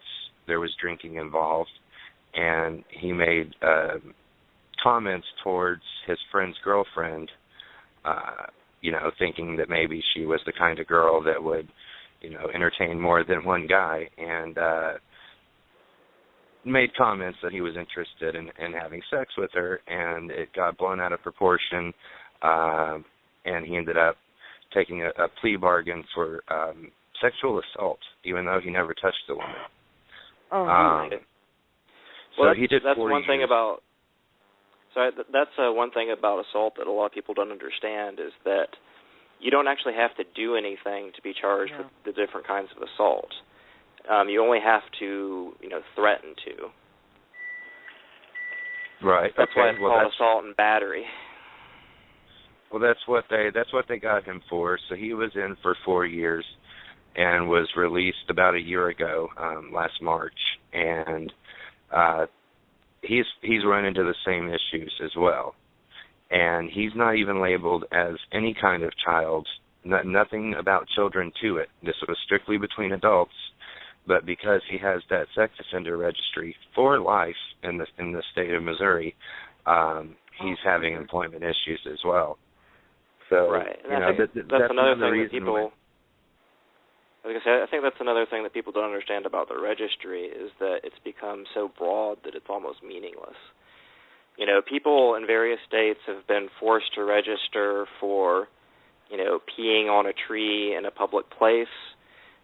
Somebody was forced to register for wrongful imprisonment because he kept a child locked in a car for a few hours. And when he was sentenced, the judge's rationale for that was, well, what you did was harmful to a child, therefore the public needs to be protected from you. And I think you can see what a slippery slope that is. Very. And there's just so many different kinds of, people who date rape are sex offenders too. And so, so all these people, a serial child rapist, all lumped together. Like, you see somebody as a registered sex offender, you actually have no idea what it is they actually did. Yeah. Well, here's one. I'm gonna make a couple points and then take a break, and I hope that everyone will come back after the music break. And but I wanted to make a point real quick. My brother is my roommate. He moved in with me last July and continues to live here. So because he lives here and he's on the registry, my home address is on the registry. Mm-hmm. What happened after he moved in? This is the mentality again, where I'm just kind of telling this story to illustrate how people will lump everybody in the same category, and just like Kitty said, they want to hang them high. About a month after my brother moved in one day, my neighbor knocks on the door.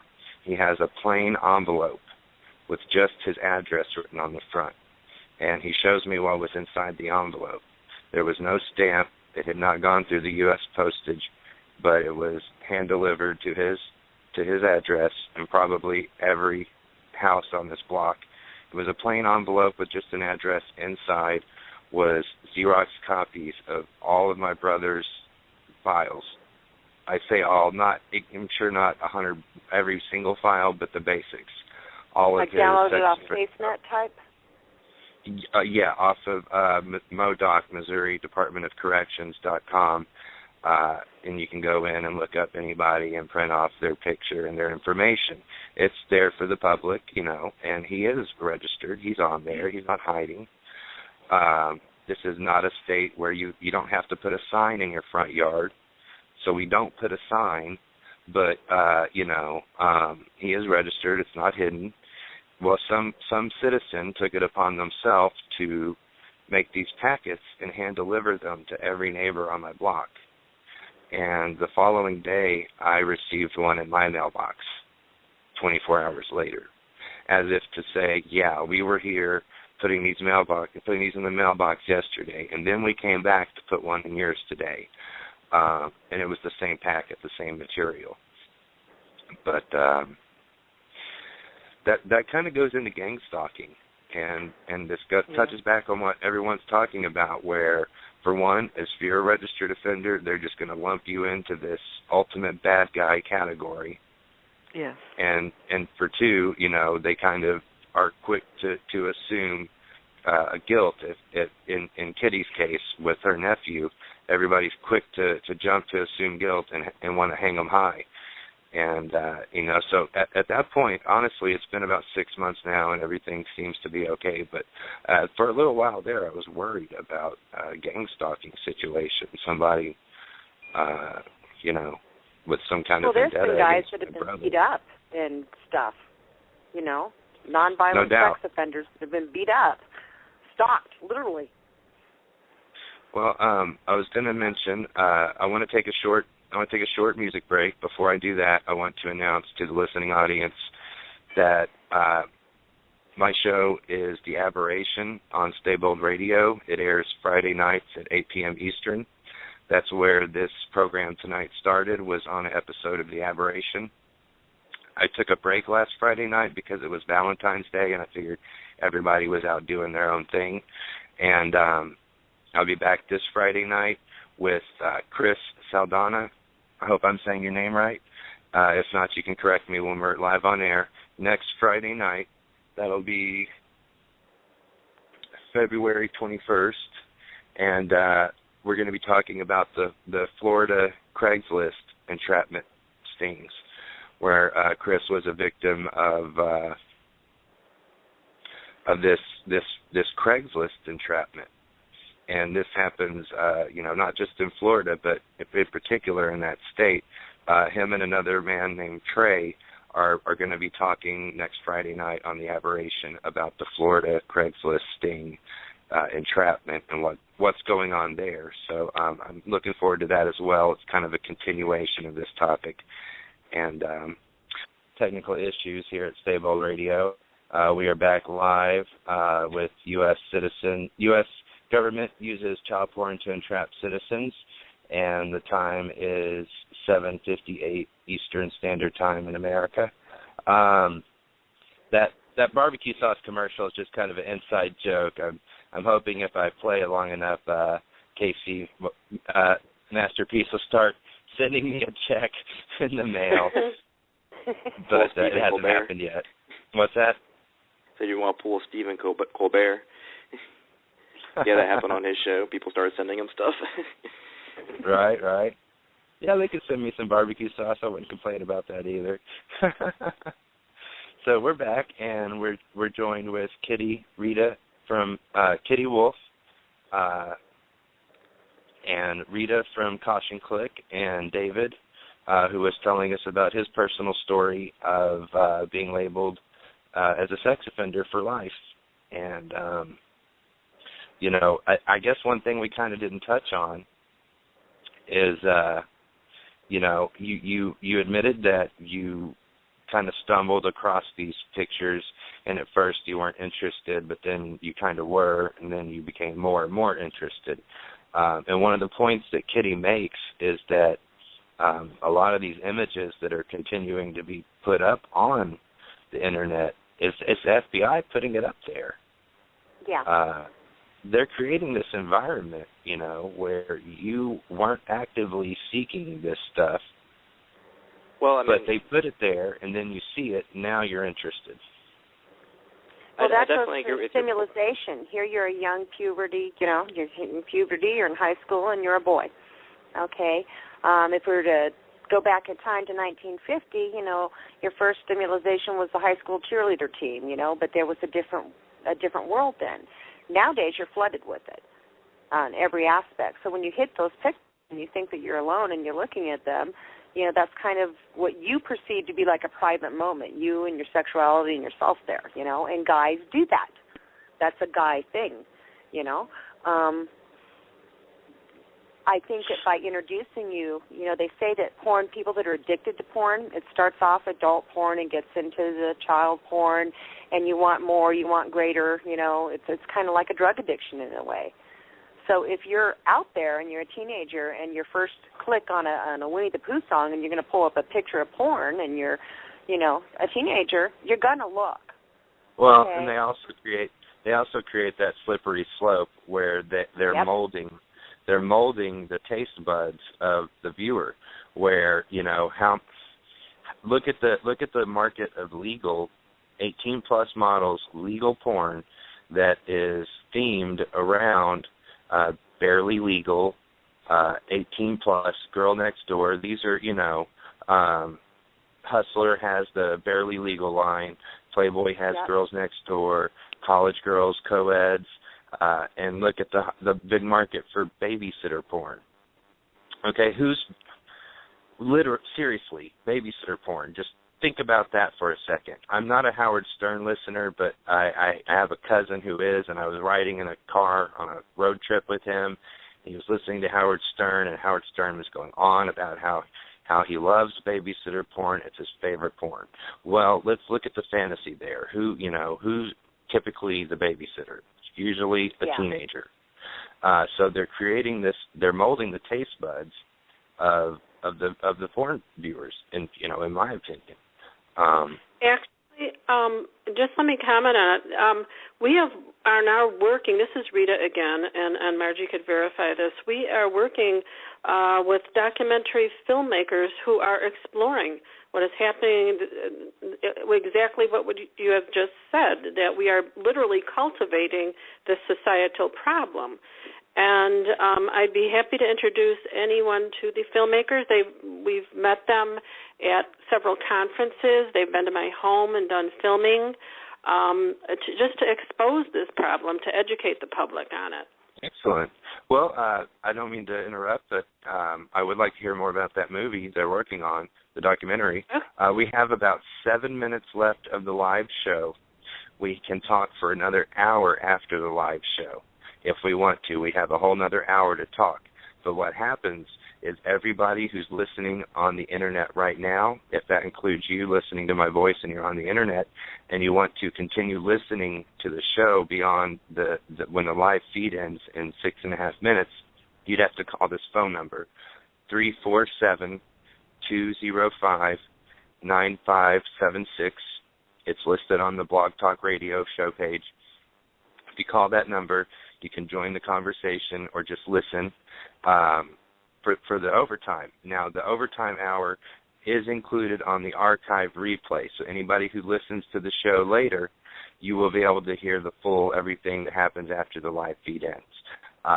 So you have a choice. You can call in and listen live, or if you want to catch the end of the show, catch the replay later and listen to the ending. But that's just a little message we put out. If you want to continue listening after this point, it's like 5 minutes now because I keep talking about it, 347-205-9576. That's the stable listener line. And we have another person in the studio, area code 915, that has their hand up to speak, and I'm going to go ahead and bring them in before the live feed ends. Listener 915, you're live on Stable Radio. Did you have anything to add, or?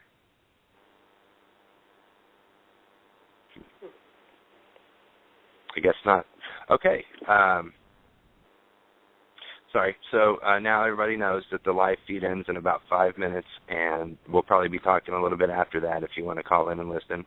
And before we do in the live feed, I want to thank all the listeners, everybody who's been listening about this topic. It's a heavy, heavy topic, but there's a lot of victims out there. These wonderful women you've heard speaking tonight, talking about their family being victims, and David getting caught up in it, and then there's going to be a continuation next Friday night with the guys from Florida who are caught up in similar circumstances. And it looks like that caller has called back in. I'm going to see if, one more time, caller 915, you're live on Stable Radio. Did you want to join the conversation? Thank you, Cole. I accidentally pushed end instead of mute. Who are we speaking with? Yeah. I've gotten a hold of Kitty this past week, and we have talked about a lot of things.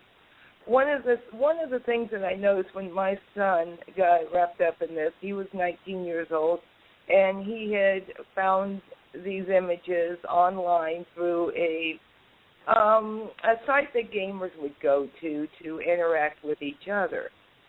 Now, some of the things that he was telling me really was disheartening. He was telling me that the kids today are sharing this stuff, that they are finding it and they are sharing it and they're passing it around like it's candy. Now, they really have no idea what they're getting into, and as Kitty was saying, the education level on these types of situations is null to void. It's not out there. Not out there. I mean, I talked to my son about everything. I talked to him. We had very open relationship about sex and everything else. But it never occurred to me that child pornography was so accessible. I mean, the gentleman caller that's on here, what's your name? David. David, I really appreciate you coming out. This was, don't know how much courage it took for you to do, but we do appreciate it. I think it was courageous of you. The thing that I'm seeing is that gentlemen such as David, and he was very young as well, and even the older gentleman, is that it is just way too accessible. It is too easy. It is infiltrating adult sites. It is infiltrating these sites that the kids are going to. And, you think that it's not, you think that somebody would have to go search for it. They should not be this accessible. Oh, no. But that's not the case. That's not the case.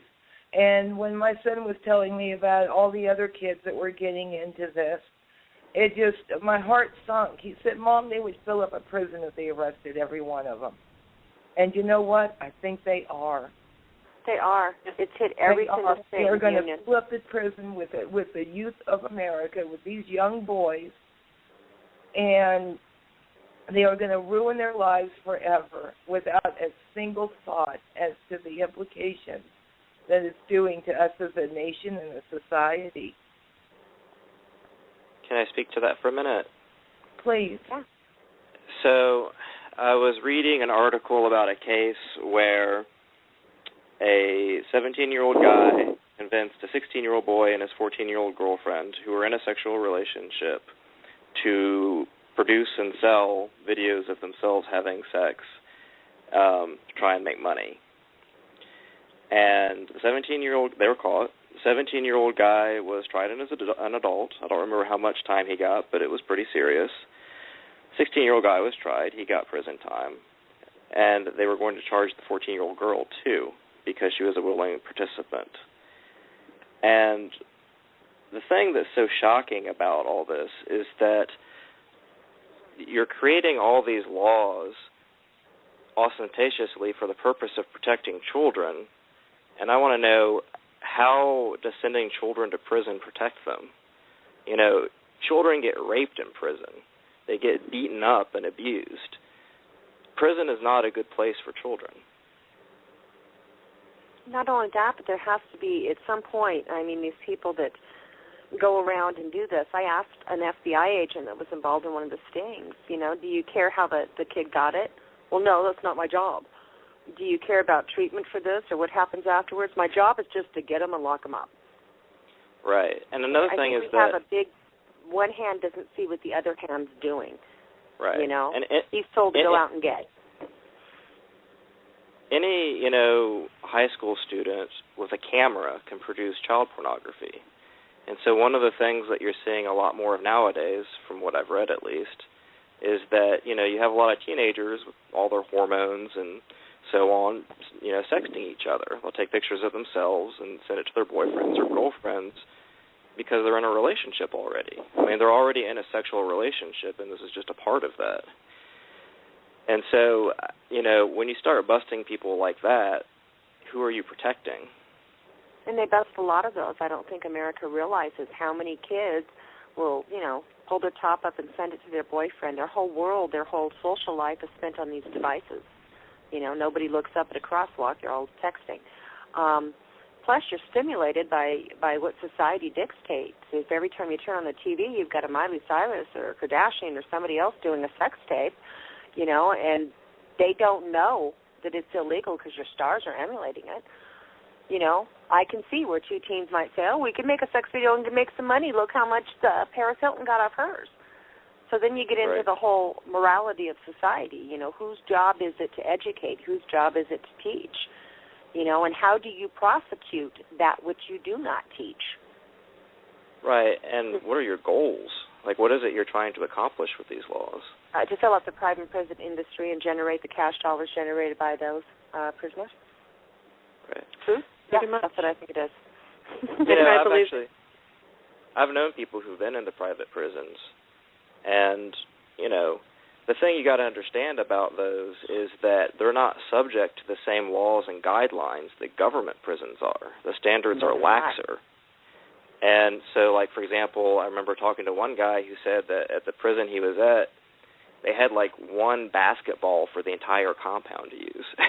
That was their recreation. And the same thing is also true, by the way, with jails. Like, some jails are you know, privately owned. Mm-hmm. Like, I knew of one jail. It was failing, so I don't know if it still exists, but it was owned by 3 judges. I mean, do you see a conflict of interest there? Well, that's what I looked into a lot, too, was who owns the private prison complex and how do they differ from state to state, and bottom line, who were shareholders in that. Okay, I took a good hard look at that. They're members of Congress that own stock in private prisons. It's really eye-opening. So if you don't mind, I have like a list of things that I wrote down as you guys were talking this week and last week that I wanted to address. Do you mind if I tackle that? Go for it. Okay, so last week you talked about how a lot of times hands-on offenders tend to get a lot less time than people who download child pornography. Mm-hmm.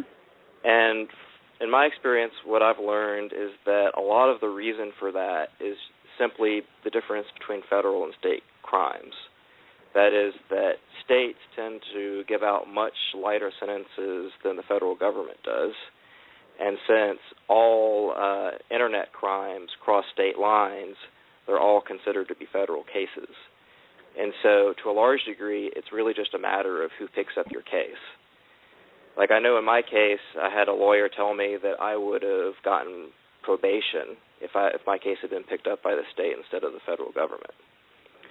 Not necessarily true. In Andrew's case, it is in the lower court in Franklin County, and it's not a Fed court that's doing it, and he's still looking at 20 years plus whatever else. Well, I should say that my knowledge on the subject is over 10 years old, so it could have changed a lot, and I'm sure it varies from state to state. Mm-hmm. But I do know that, generally speaking, federal crimes tend to carry much higher sentences than state crimes for the exact same behavior.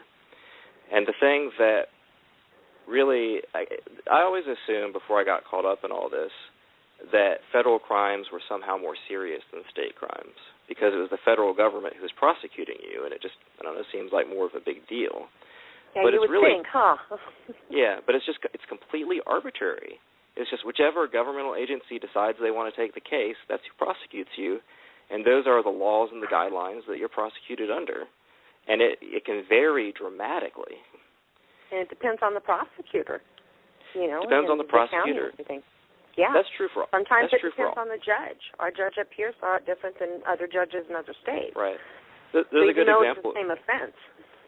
There's a good example of that. The guidelines for sex offenders, I think it's for all sex offenders, is the recommended period of supervised release is life for all cases, regardless of the crime they're convicted of, the nature of the case, anything.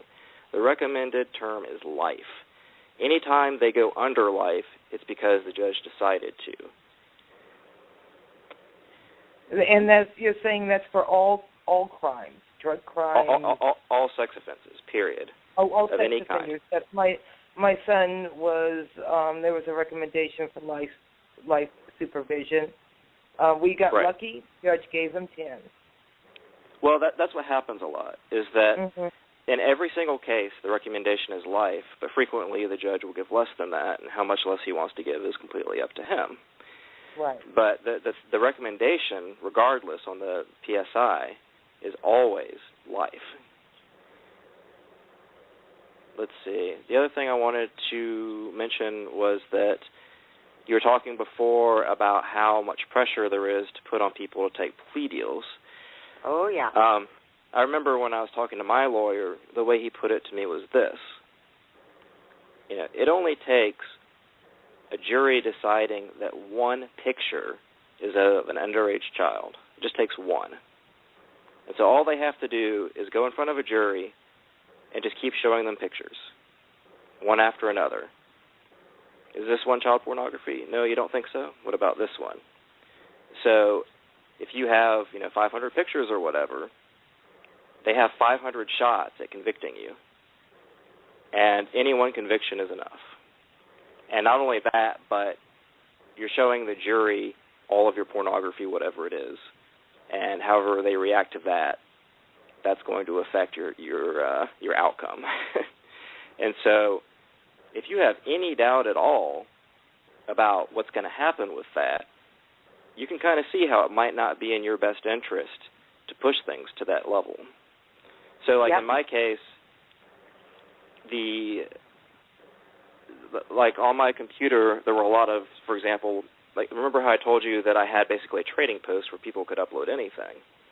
Mm-hmm. Well, the people who came to that trading post uploaded a lot of stuff that wasn't child pornography. There was adult pornography, there was pictures of flowers, there was just corrupted files that were just meant to take up a lot of space and not do anything.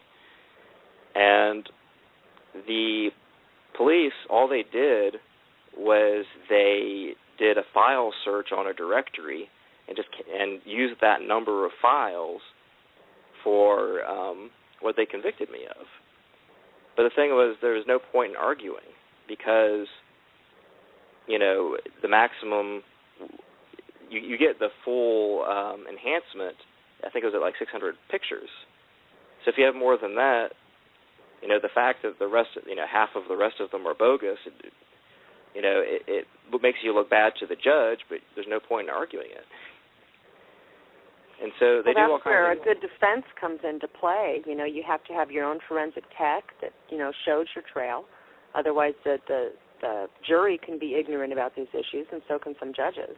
And then, you have to have your advocates all lined up, too. You can win, but they intimidated you by saying that's all they have to do is show them one picture. Well, it's not There's just another that, side though. to that. What I mean is not so much. They could have found the number of pictures they needed to convict me of the highest enhancement. There was nothing that it was there. But what they did was they tacked on a bunch of extra stuff to make me look bad. Yep. And so I couldn't really argue the extra stuff because they were going to win anyway. The thing is that a lot of prosecutors use the spaghetti method. They can just throw stuff at you, and whatever sticks, sticks. There's no skin off their back if something doesn't work. And so, why not? Here in North Carolina, we had a really high-profile case called the Duke lacrosse case. I don't know if you're familiar with that, but what happened was basically there was somebody who wanted to run for political office. He was a prosecutor, and the place where he was running for political office had a lot of minority voters, and so he decided that he was going to try and get their support by prosecuting some rich white guys who went to Duke, and they were on the lacrosse team, the ultimate jocks. And it was an incredible case. The woman wasn't able to identify them in a lineup. They found evidence of semen on him from other guys, but not them. She was, a crack addict.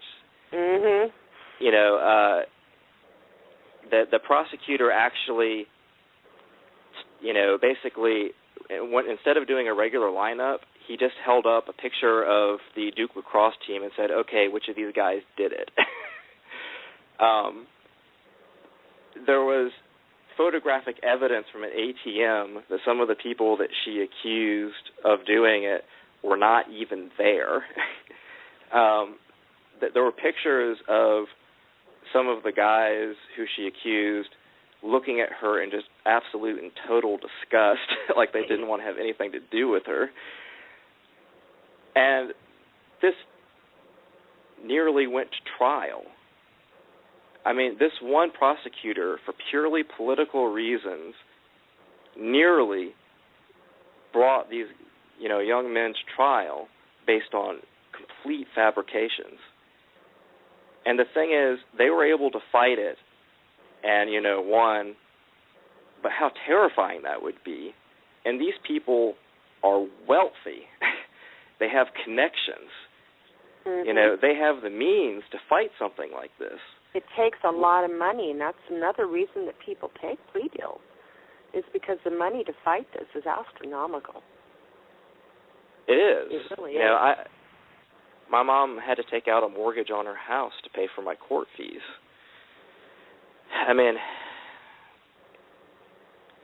It's amazing. So there are some good, court-appointed attorneys out there. There are, in some cases, some really good ones out there that are proactive on this and really know. Here's the problem, though. A lot of people don't realize this. You don't, at least unless it's changed since I was doing it, you don't get appointed, a court-appointed attorney until, I think it's you plead, right, until it actually goes to trial. But a lot of the justice system comes before and after the trial. Well, you'll sit in jail because of an animal sex tag before you even go to trial. Right, and I did. Well, I pled guilty. So it was just, I pled guilty and I was gone.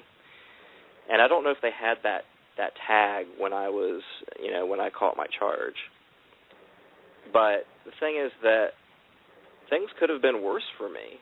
Like, in a lot of ways, I got lucky. And part of the reason for that was because I hired a lawyer, and he was able to negotiate with the prosecution before I even saw the judge. And basically, he was sort of able to present my side of things and convince them not to go as hard after me as they could have. And also, maybe just to negotiate so it wouldn't have to go to trial and, all that mess. And then you have other prosecutors that don't even want to do that. They're going to slam you as hard as they can slam you just because you didn't take the plea. That's what's going on with my nephew's case. Right. Well, the question here, though, was I would have gotten more time if I hadn't have taken the plea, but not that much more. Because basically what happened was that, like, for my crime, I triggered every enhancement that you can have that doesn't have anything to do with producing child pornography or physically hurting children. So, but when you have a crime where you get a 2-point enhancement for using a computer, it doesn't, it's not hard to go up above the statutory maximum for how much time you can get. Dave, how much time were the guidelines? Did the judge come down? He did, yeah. He did. So it happened this way. That more and more, and this is just a little bit of encouragement. But right. It does seem as though the cases, the people that I'm talking to, they're going through this now, and have been through it in the past couple of years. A lot of times the judge has come down. My son's guideline for 11 years, and the judge came down to the 5. Right. Well, so from what I've read, go ahead. Yeah, no, it's just, I mean, gosh, I don't know. It's no comfort because 5 years is still a very difficult time. It's still overblown. But I'm hoping that it's a sign of the times that the judges are starting to see what is going on here. The judges, generally speaking, from what I've read, judges feel that the prison lengths for sentences tend to be too high, and generally speaking, and for sex offenses particularly. Judges generally do, as much as they feel they can get away with, go below the guidelines. Yeah, I've read that. There was the percentage, I'm not sure, it was around 60, maybe a little over 60% of the judges felt this way. I believe the survey that they did was 72% of the judges that disagreed with the sentencing guidelines for child pornography. There you go. Thank you. When you were talking about molding the kids, you really kind of hit something, because I just could not help but wonder who is, okay, let's say it is not the FBI that was putting this out there to my son, and the particular site that he went to. The site that he went to was full of kids. Granted, they were gaming kids, and they were at a site they shouldn't have been, but they were there purely for gaming interaction, just to talk amongst themselves about gaming type stuff. But I was just wondering, these people are going on there, they're putting on these images, knowing that kids, that young boys, and I'm saying young boys, I'm probably 13 to 18 years old, are being exposed to this. I couldn't help but wonder, is that a way that they're conditioning them? Yes, in the cases of a lot of the children that are caught up in this, especially the ones that are mentally young enough to not know. Yes. Think about that. You're deliberately going to a site. You are an FBI agent, okay? You're deliberately going to a site where you know that the majority of the users are children or people under the age of 25, okay? And what you're doing is you're taking songs that are on these sites and you're implanting them with pictures of child pornography. So you have become the first person to show this child pornography. The very agencies that pledge to protect them are the ones indoctrinating your child to child pornography. And I put it indoctrinating because in the special needs children that are caught up in this, or the special needs adults, okay, there's heightened sensitivity disorder, okay, that comes along under the spectrum disorder of things. You know, these are the kids that don't like to be touched, or they're visually stimulated by what they see. You know, you have netted these guppies. This is what you're doing. So in the name of protecting children, not only are you taking material of explicit child pornography, but you're publicly placing it on sites with no safety net whatsoever to protect other children from being infected with that initial stimulation of the child pornography. Isn't that ludicrous? But that's exactly what's happening. You also have to look at the media. I mean, this goes beyond FBI. This goes to bigger picture. It's every single media outlet is molding these kids' opinions and taste buds. Absolutely. And, you know, we have, you know, something we always point out, back in the early 80s, there was about 50 different companies that produced TV shows, movies, magazines, media. Cut to today, they've been consolidated into about 6 major corporations. And these 6 corporations decide what, you know, we see on TV, what we hear on the radio, what we read in the newspaper, what we read on your online magazine. These 6 companies control essentially 99% of the media, except for outlets like this. Blog and then Talk, let's look at who those companies podcast. lobby in Congress. But I had a listener that had a question for David, and I've postponed asking for him for a moment. It's not a real heavy question, but earlier in the show you had mentioned that when you want a device, you have to pay an additional $35, $40 to use it. Correct. Where does that money per month? Per month. Where does that money go? It goes to a outside contractor who basically specializes in cases like this where they monitor people's computers. Okay. So there's new business springing up. Oh, speaking of which, one of the other things I wanted to mention was that the current federal child pornography laws were written by prosecutorial lawyers and passed as a part of a larger bill without any debate at all. Yep. That was one of the things that really stuck out for me, because during my judge's sentencing, he said something to he told both lawyers for the prosecution and defense, I would have presented the case exactly the way you did. But, you know, he said something to the effect of, I feel like I should stay close to the guidelines because, you know, Congress has access to experts and data and statistics that we don't have that go into these laws, and that, you know, that should have some weight, you know, in the sentencing. And it's not true. None of it's true. Like, Congress, you know, there's no studies at all. There's an incredibly surprising lack of studies about, like, all of these issues. You're right. Well, one of the congressmen that we contacted didn't know. They used the Butner report as their evidence to create these laws, and the Butner report is a fluke. Okay. Mm-hmm. Let me tell you something. I was at Butner.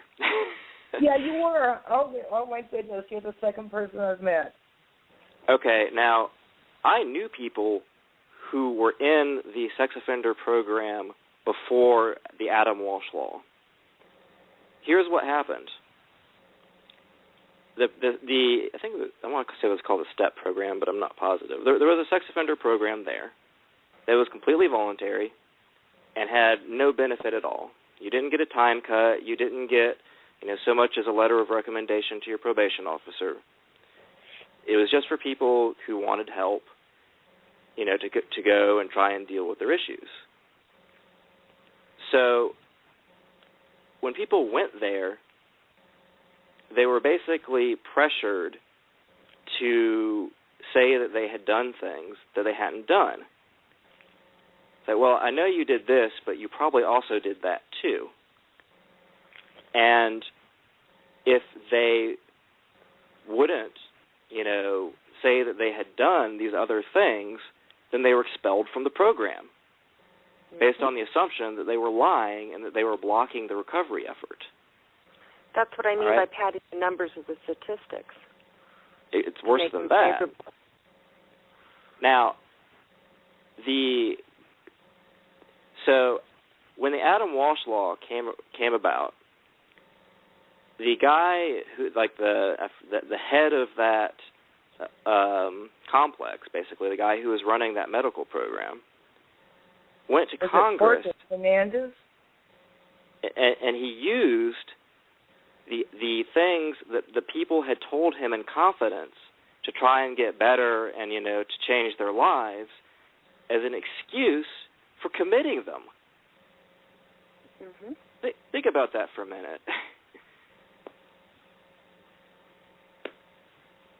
So basically you're using a one-sided source of information because you've already nullified the testimony of others or forced them into it to go ahead and write up this wonderful article and to enact these laws.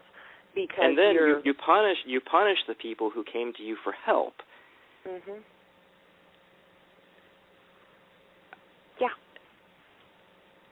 It's wrong on so many levels. The thing they do is, if they decide to get somebody with the Adam Walsh Law, they wait until after they have served their sentence. That is, if they're considered to be criminally dangerous, but there is no attempt to rehabilitate them or to remove them from the general prison population until after they have already served their sentence. Well, they're even trying to get guys out on parole when you want a parole out of North Carolina federal prison and you're sitting there before your court date. You want to parole out, then you've got to parole out with conditions of the Adam Walsh release. Are you sure you're talking about federal prison? I don't think federal prison has parole. They have well, while you're sitting, time. before you go to your court date, while you're in jail, if you want to parole out, they want to get you out of there before your court date. You're guilty until proven innocent because you still have to apply for certain conditions under the Adam Walsh Act. Okay, so here you are. You haven't even been convicted yet. But if you want out of the custody that you're in, you have to do this under certain conditions of the Adam Walsh Act. Right. Yeah. Actually, I heard you talking about that before, and it shocked me. I didn't know any of that. No, we have a friend that's still sitting in jail, I believe, that was one of the things that they had brought up, that if he wanted to be allowed to go home, that he had to go home under conditions of the Adam Walsh Act. Oh. So in Andrew's case, you pay a high bail, $50,000 cash bail, okay? But like I said, states vary. Adam Walsh Act is not in every state, thank God, okay? But, you got to look at how you get those laws, and you brought up a good point about the testimony given to the Congress and people and JOD by the people that write them up. Okay, that's something else that needs to look, a little closer eyeball on. But then you also have to look at the people that, Megan's Law and the Adam Walsh Act and these different acts that are in different states, and there's just as many in different states, people. They're just called different things. You got to look at what enacted that brought them to come into play, That also leads to educating the public properly. Because if I say you're a sex offender, most people are going to say, hang ya, okay? They don't care. How do you make them want to care? How do you make every single state in the union and every parent and everybody out there want to care? Because you don't want to put people and ruin people's lives that just happen to click on something. You don't want to do that. So how do you educate a society when you've got a government that's not doing that? You know? Yeah. So several things. The first thing I want to mention was, by the way, when I was talking about Butner and, you know, the Adam Walsh law and all that stuff, I don't want people to think that it's just, you know, some inmate told me this and who knows, he could have been making it up. There was somebody, we had a psychiatrist come over from the complex who had worked in that program for the purpose of evaluating the sort of criminality, I guess, of the people who were there, using both a kind of a survey and, you know, speaking with them individually. And when I found out that she had come from that program, I asked her, I said, you know, this is what this guy told me. Is that all true?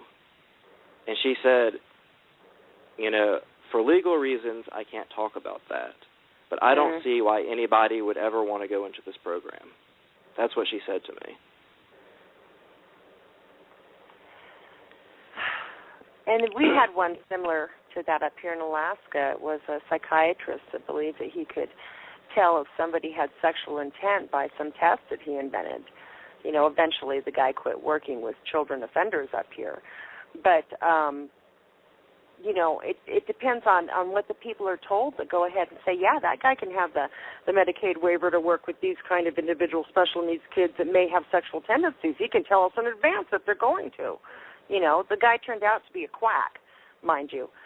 But, you know, he was practicing this for several years before he was, you know, discovered to be a quack, and that there was nothing to it. So you got to look at what's presented to the people that go ahead and enact these, or to put them on ballots, or that help vote them in. You got to take it to a higher level, and then you damn best better be able to explain it. And like I said, most people, when they hear technical terms for things, hear wah wah, you know. Right. So you got to not only explain it, you got to explain it on an elementary level so anybody can understand it and what it really means. It isn't even really about explanations. I mean, the thing. The characteristic of these kinds of crimes is that they provoke very strong emotional reactions. And emotions are the antithesis of reason. Like, people cannot rationally, you know, unspool these kinds of arguments and sort of moral debates when they're terrified for their kids. And most people don't even know it exists until it happens to little Johnny. Right. That's the thing, is that you don't think it can happen to you until it happens to you or somebody you love. You know, my grandmother is very conservative. She was a farmer's wife, salt of the earth, you know, fits almost every stereotype. When my mom told her what had happened to me, the first thing she said was, I didn't even know that was a crime.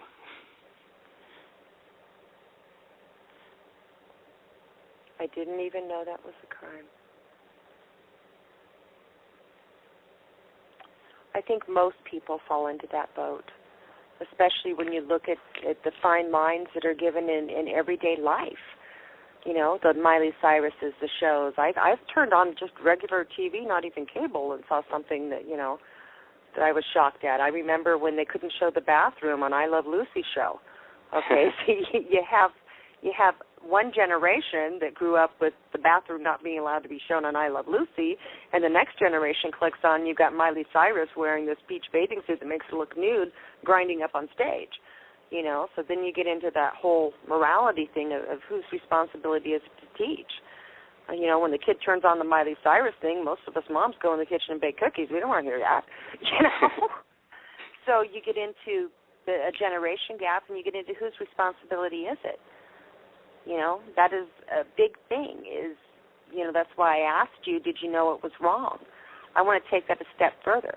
Did you know it was wrong because you knew it was naked people? It was porn, you know, or did you, with your first initial porn hunt, you know, was there any kind of feeling of this is wrong from you for the first one, not the child porn, but the first initial looking at porn? And did you think you were alone and that would never lead to anything? I mean, tell me your state as a child involved in this, as a high school kid. Okay. So I'll try and, take the pieces apart and look at that. I don't know. I was a hornball. And I was always shy around women. And, I didn't know how to start that relationship. And so I turned to porn instead because it was, less dangerous, I guess, to me, in a way, because you didn't have to worry about being rejected. It wasn't maybe emotionally fulfilling, but it was, to a degree sexually fulfilling. And I guess that's better than nothing.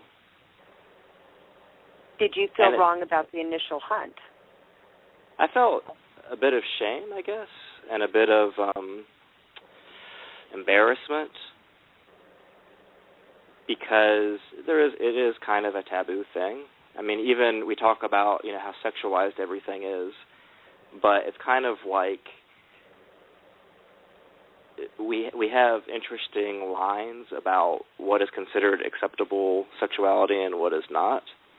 And so it's sort of like if you see, Miley Cyrus grinding on, some award ceremony, that's just her being Miley Cyrus.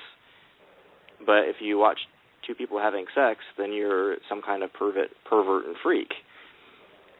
And so it's sort of like we have a real dichotomy in America where on the one hand we are disgusted by and, sort of look down upon, people who have, an interest in human sexuality, who are, admit to being, attracted to porn and other things like that.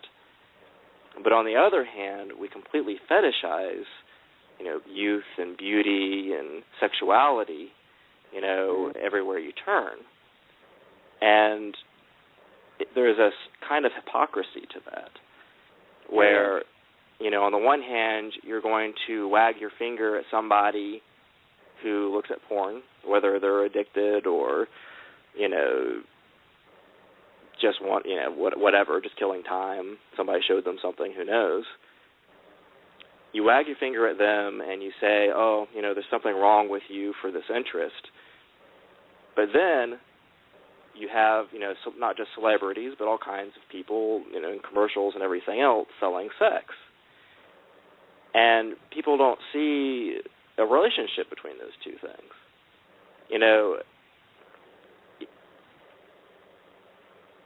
I guess there are many ways that people sell human sexuality, right or wrong, whether you hate it, whether you love it, whatever. It's all over the place, And so where is the line between sexual freedom and abuse and use and manipulation? And I think that that's something that our society really struggles with. We do. I can remember being ostracized for a pair of hot pants. I thought they were great. My parental units around me thought that was just terrible. That's nothing compared to today, Right, yeah. Today you would be kind of tame. Oh, yeah. And whose responsibility is it to teach it, If you're a good, honest American, hardworking citizen, you send your kids to school, you send them to church, you take them to soccer practice, you buy them all the latest devices. But there's a mixed message to the kids out there, a very mixed message. Parents are old and we're not going to listen to what they say. Oh, my girlfriends are looking at this side, I'm going to go there. Oh, my girlfriends are wearing makeup at this age, I'm going to do that. Only today's kids have a lot more problems they can get into than we did wearing hot pants and got suspended, Right. It's a different world out there. And so you've got to look at, if they're going to prosecute the kids for this, for sometimes what is a natural especially if you're an awkward kid or a Down syndrome kid or an Asperger's. If you're one of those kids, 9 times out of 10, your parents didn't even talk to you about sex. There's a famous case we posted in my nephew's room about a 15-year-old autistic girl who got pregnant by one of Dad's friends, and they kept trying to ask her about sex. The girl had never even learned about sex. They had to explain to her what it was. So she didn't know, and that's kind of the thing that I get at. We have a hard enough time explaining sex. How do you explain the Internet laws, what porn is? Where's that fine line between porn and art? Where's that fine line between child pornography and adult pornography? Right. How do you especially when you get into especially when you get into things like, the child doesn't have to be naked. Exactly, they don't. So if you if you have a child in a bathing suit, the difference between a devoted parent and a deviant, pornographer is whether or not a jury thinks that there is something sexual about the pose. That's Look a at the mighty Walmart fine couple. line. The Walmart couple that took their film in to be developed at Walmart, and there was little girls in the bathtub, and one of the little girls was kissing Daddy as he's washing her. Okay, the couple eventually ended up being deported. They were, deportable, but they made a huge case out of that. To them, that was child pornography. Okay, I've got a picture of my son on a bearskin rug, naked on a bearskin rug when he was born. Okay, is that pornography? There have been couples that have been arrested for these films. Little and it Johnny just depends on the jury. Yeah, it does. You don't know what is child pornography and what is not until you're in front of a jury. That's when you know. If adults don't know, how the heck are the kids going to know? Yeah.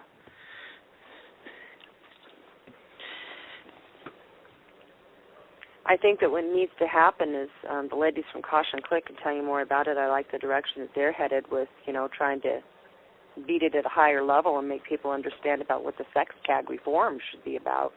You ladies want to talk about that?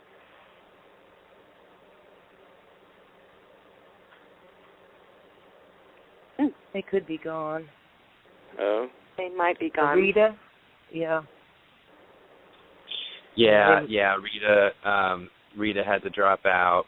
Margie dropped out a while ago, and Margie. Well, they run Caution Click, and they've been Esther, Margie, Rita.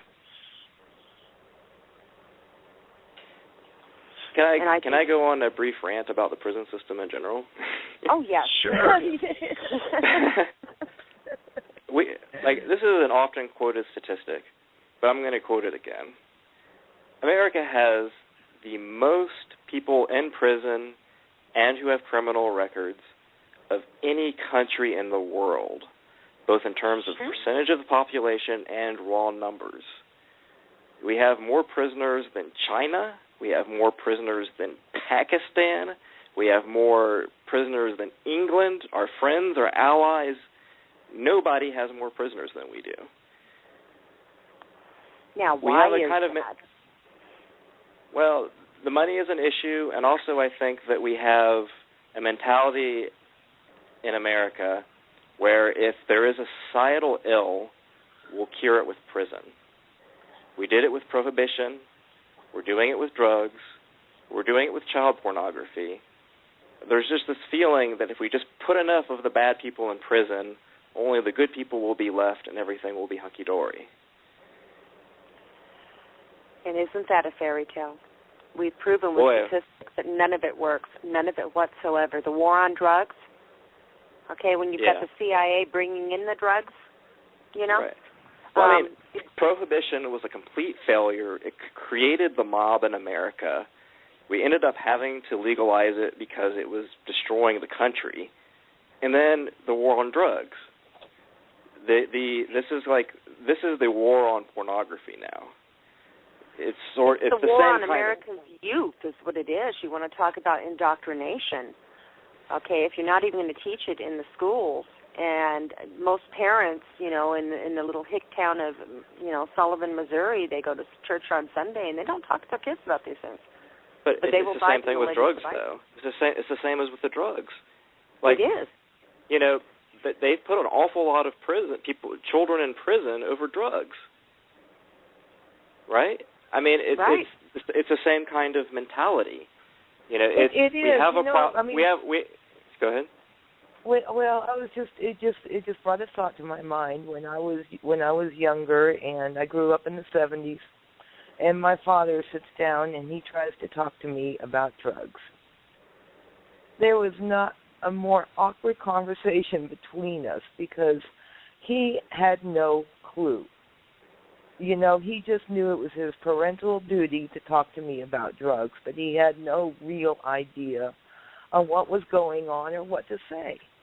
And I think this is happening now with parents and sex education and what is going out there, such as the child pornography and the sexting and everything else. Parents really have no clue what is going on. They don't understand the culture, this counterculture that the kids are finding on the internet. Yes. And so they don't know how to discuss it with them. You know, they don't know how to talk or what to talk about. They don't even know how to bring it up. They don't know what points to make. The war on drugs is winding down. It just worries me that they're just going to be using sex offenders to fill those prison beds. I think so. But I wanted to address what you just said about, you know, how kids get into things and they don't know any better and so on. You remember I was talking about that case with the 17-year-old boy, the 16-year-old boy, and his 14-year-old girlfriend? Mm-hmm. Right. When she was quoted after, you know, that happened. They said, you know, what was going on? Why did you do this? It was so dumb, you know, blah, blah, blah.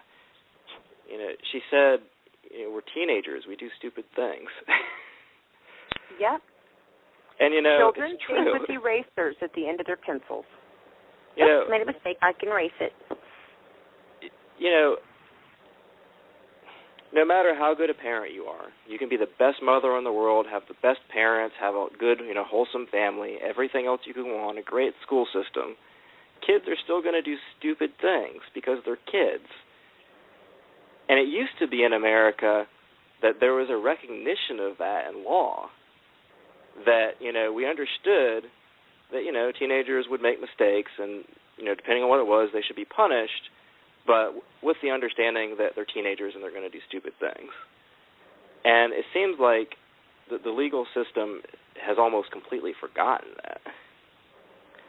I think the legal system deliberately forgot that. There was a point when the police officer would take you home to your parents.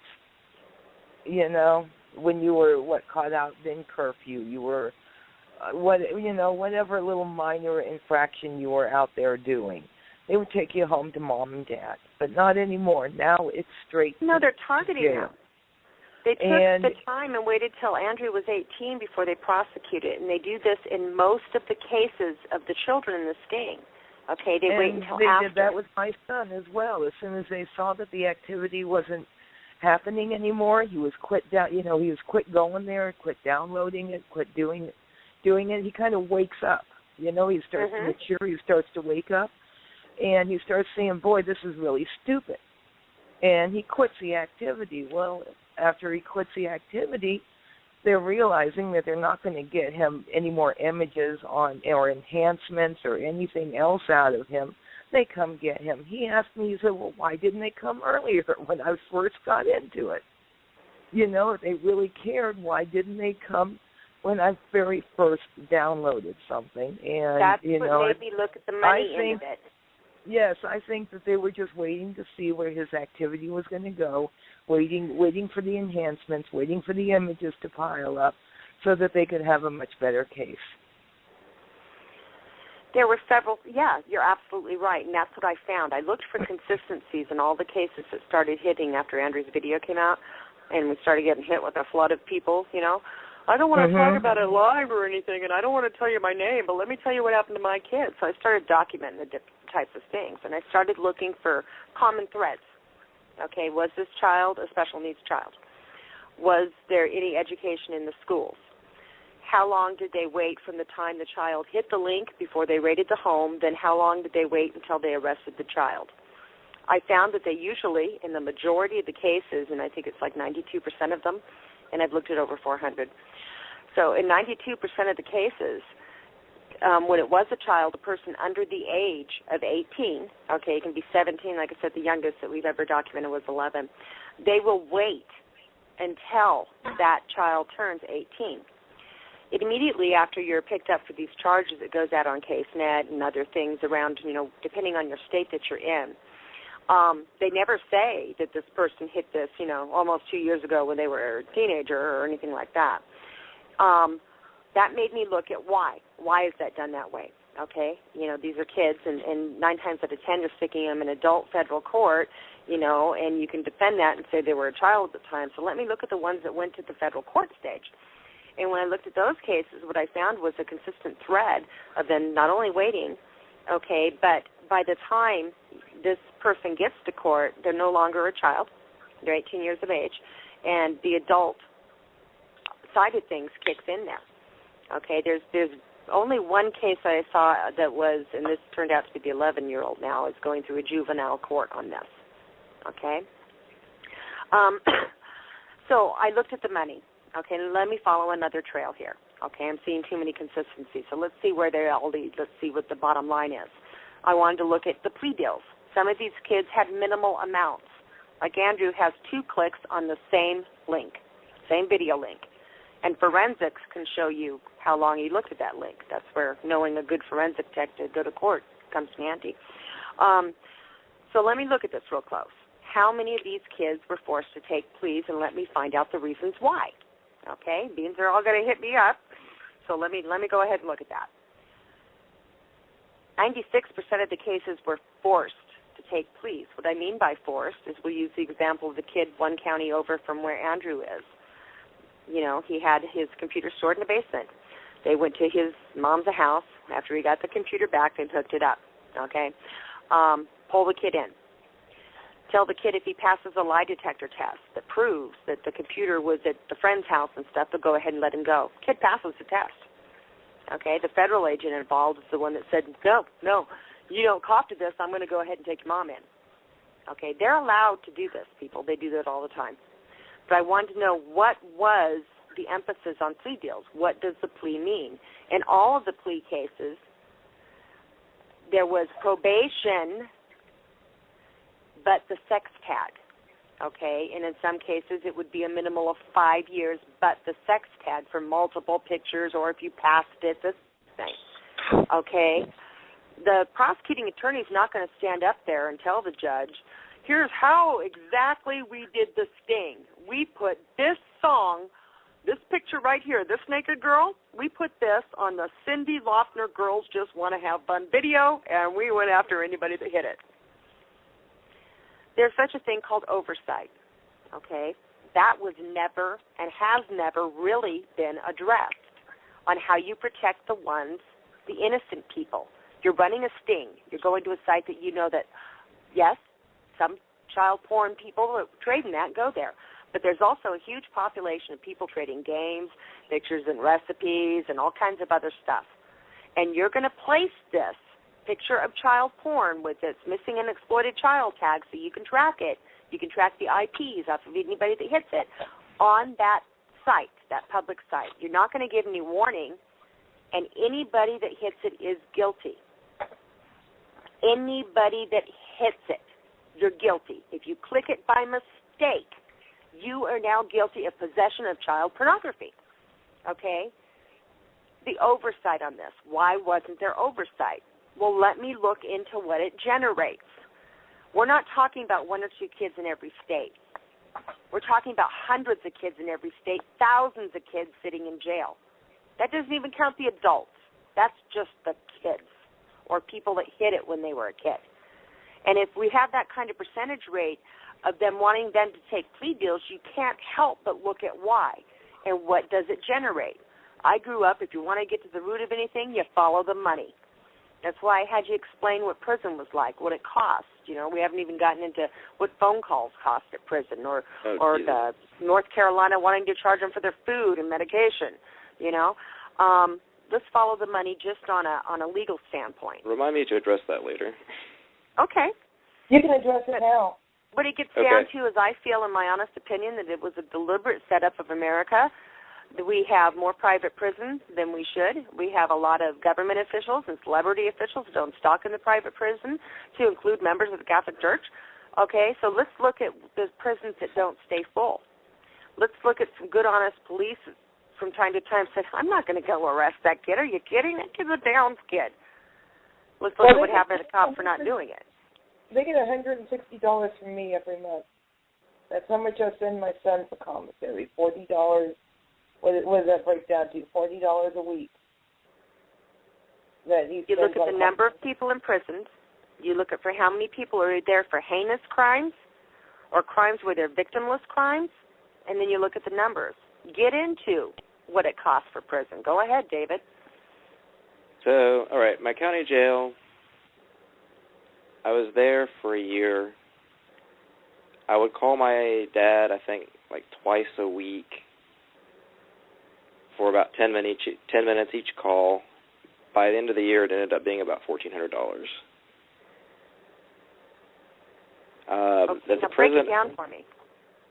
I don't remember the exact totals. I'd have to go back and do the math, but it was more than your average, sex hotline charge per minute. Mm-hmm. I mean, it was obscene. And then the prison I was at Butner, when I was leaving, they were just starting something where if you got a write-up, they could take some of your money. Like if a CEO found contraband or said they found contraband or did anything, and you got a shot, they could just take money out of your commissary. And two things you understand. First is, I mean, how do you fight that if you're a prisoner, right? I mean, what do you do if you didn't actually have contraband? Secondly, there are so many rules in prison. Like, I have literally never met anybody in prison, including the COs, who actually knew all the rules. I remember I had a friend, he pissed off a CO or something, his locker got searched, and a lot of his stuff got taken, which, by the way, they're supposed to give you the option to send home, but they usually don't. And so he was upset, and he said, you know what, from now on, I'm going to make sure I don't have any contraband. And I said, really? You don't have any contraband? And he said, no, not even a little. And I said, okay. I said, do you have more than, I think it was 5 books? No. Okay. Is your locker neatly organized? Yes. Okay, do you have any magazines that are more than 2 weeks old? Well, yeah, but I have magazines that are more than 2 weeks old, but that's not contraband. Yes, it is. That is contraband. Mm-hmm. The theory in prison is that anytime anything ever goes wrong, we're just going to make a rule to make it, against it, so that if we can stop it whenever we want to. Right? They will do. And let's look at some of the labor that's done in prison.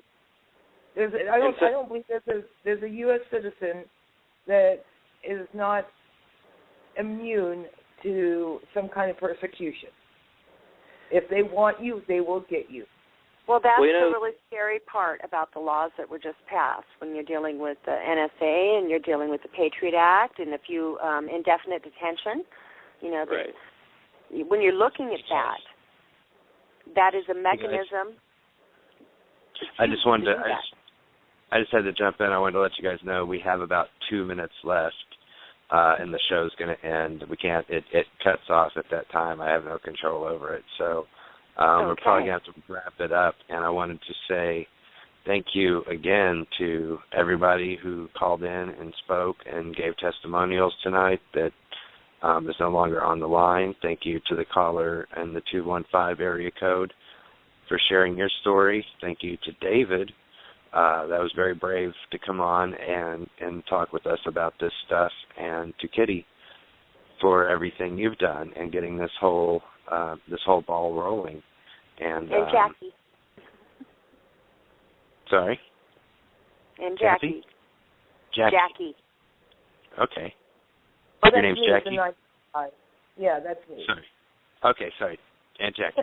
Yeah, and thank you to all the listeners out there. And When's before your we Florida go, show with the Florida Sting Boys?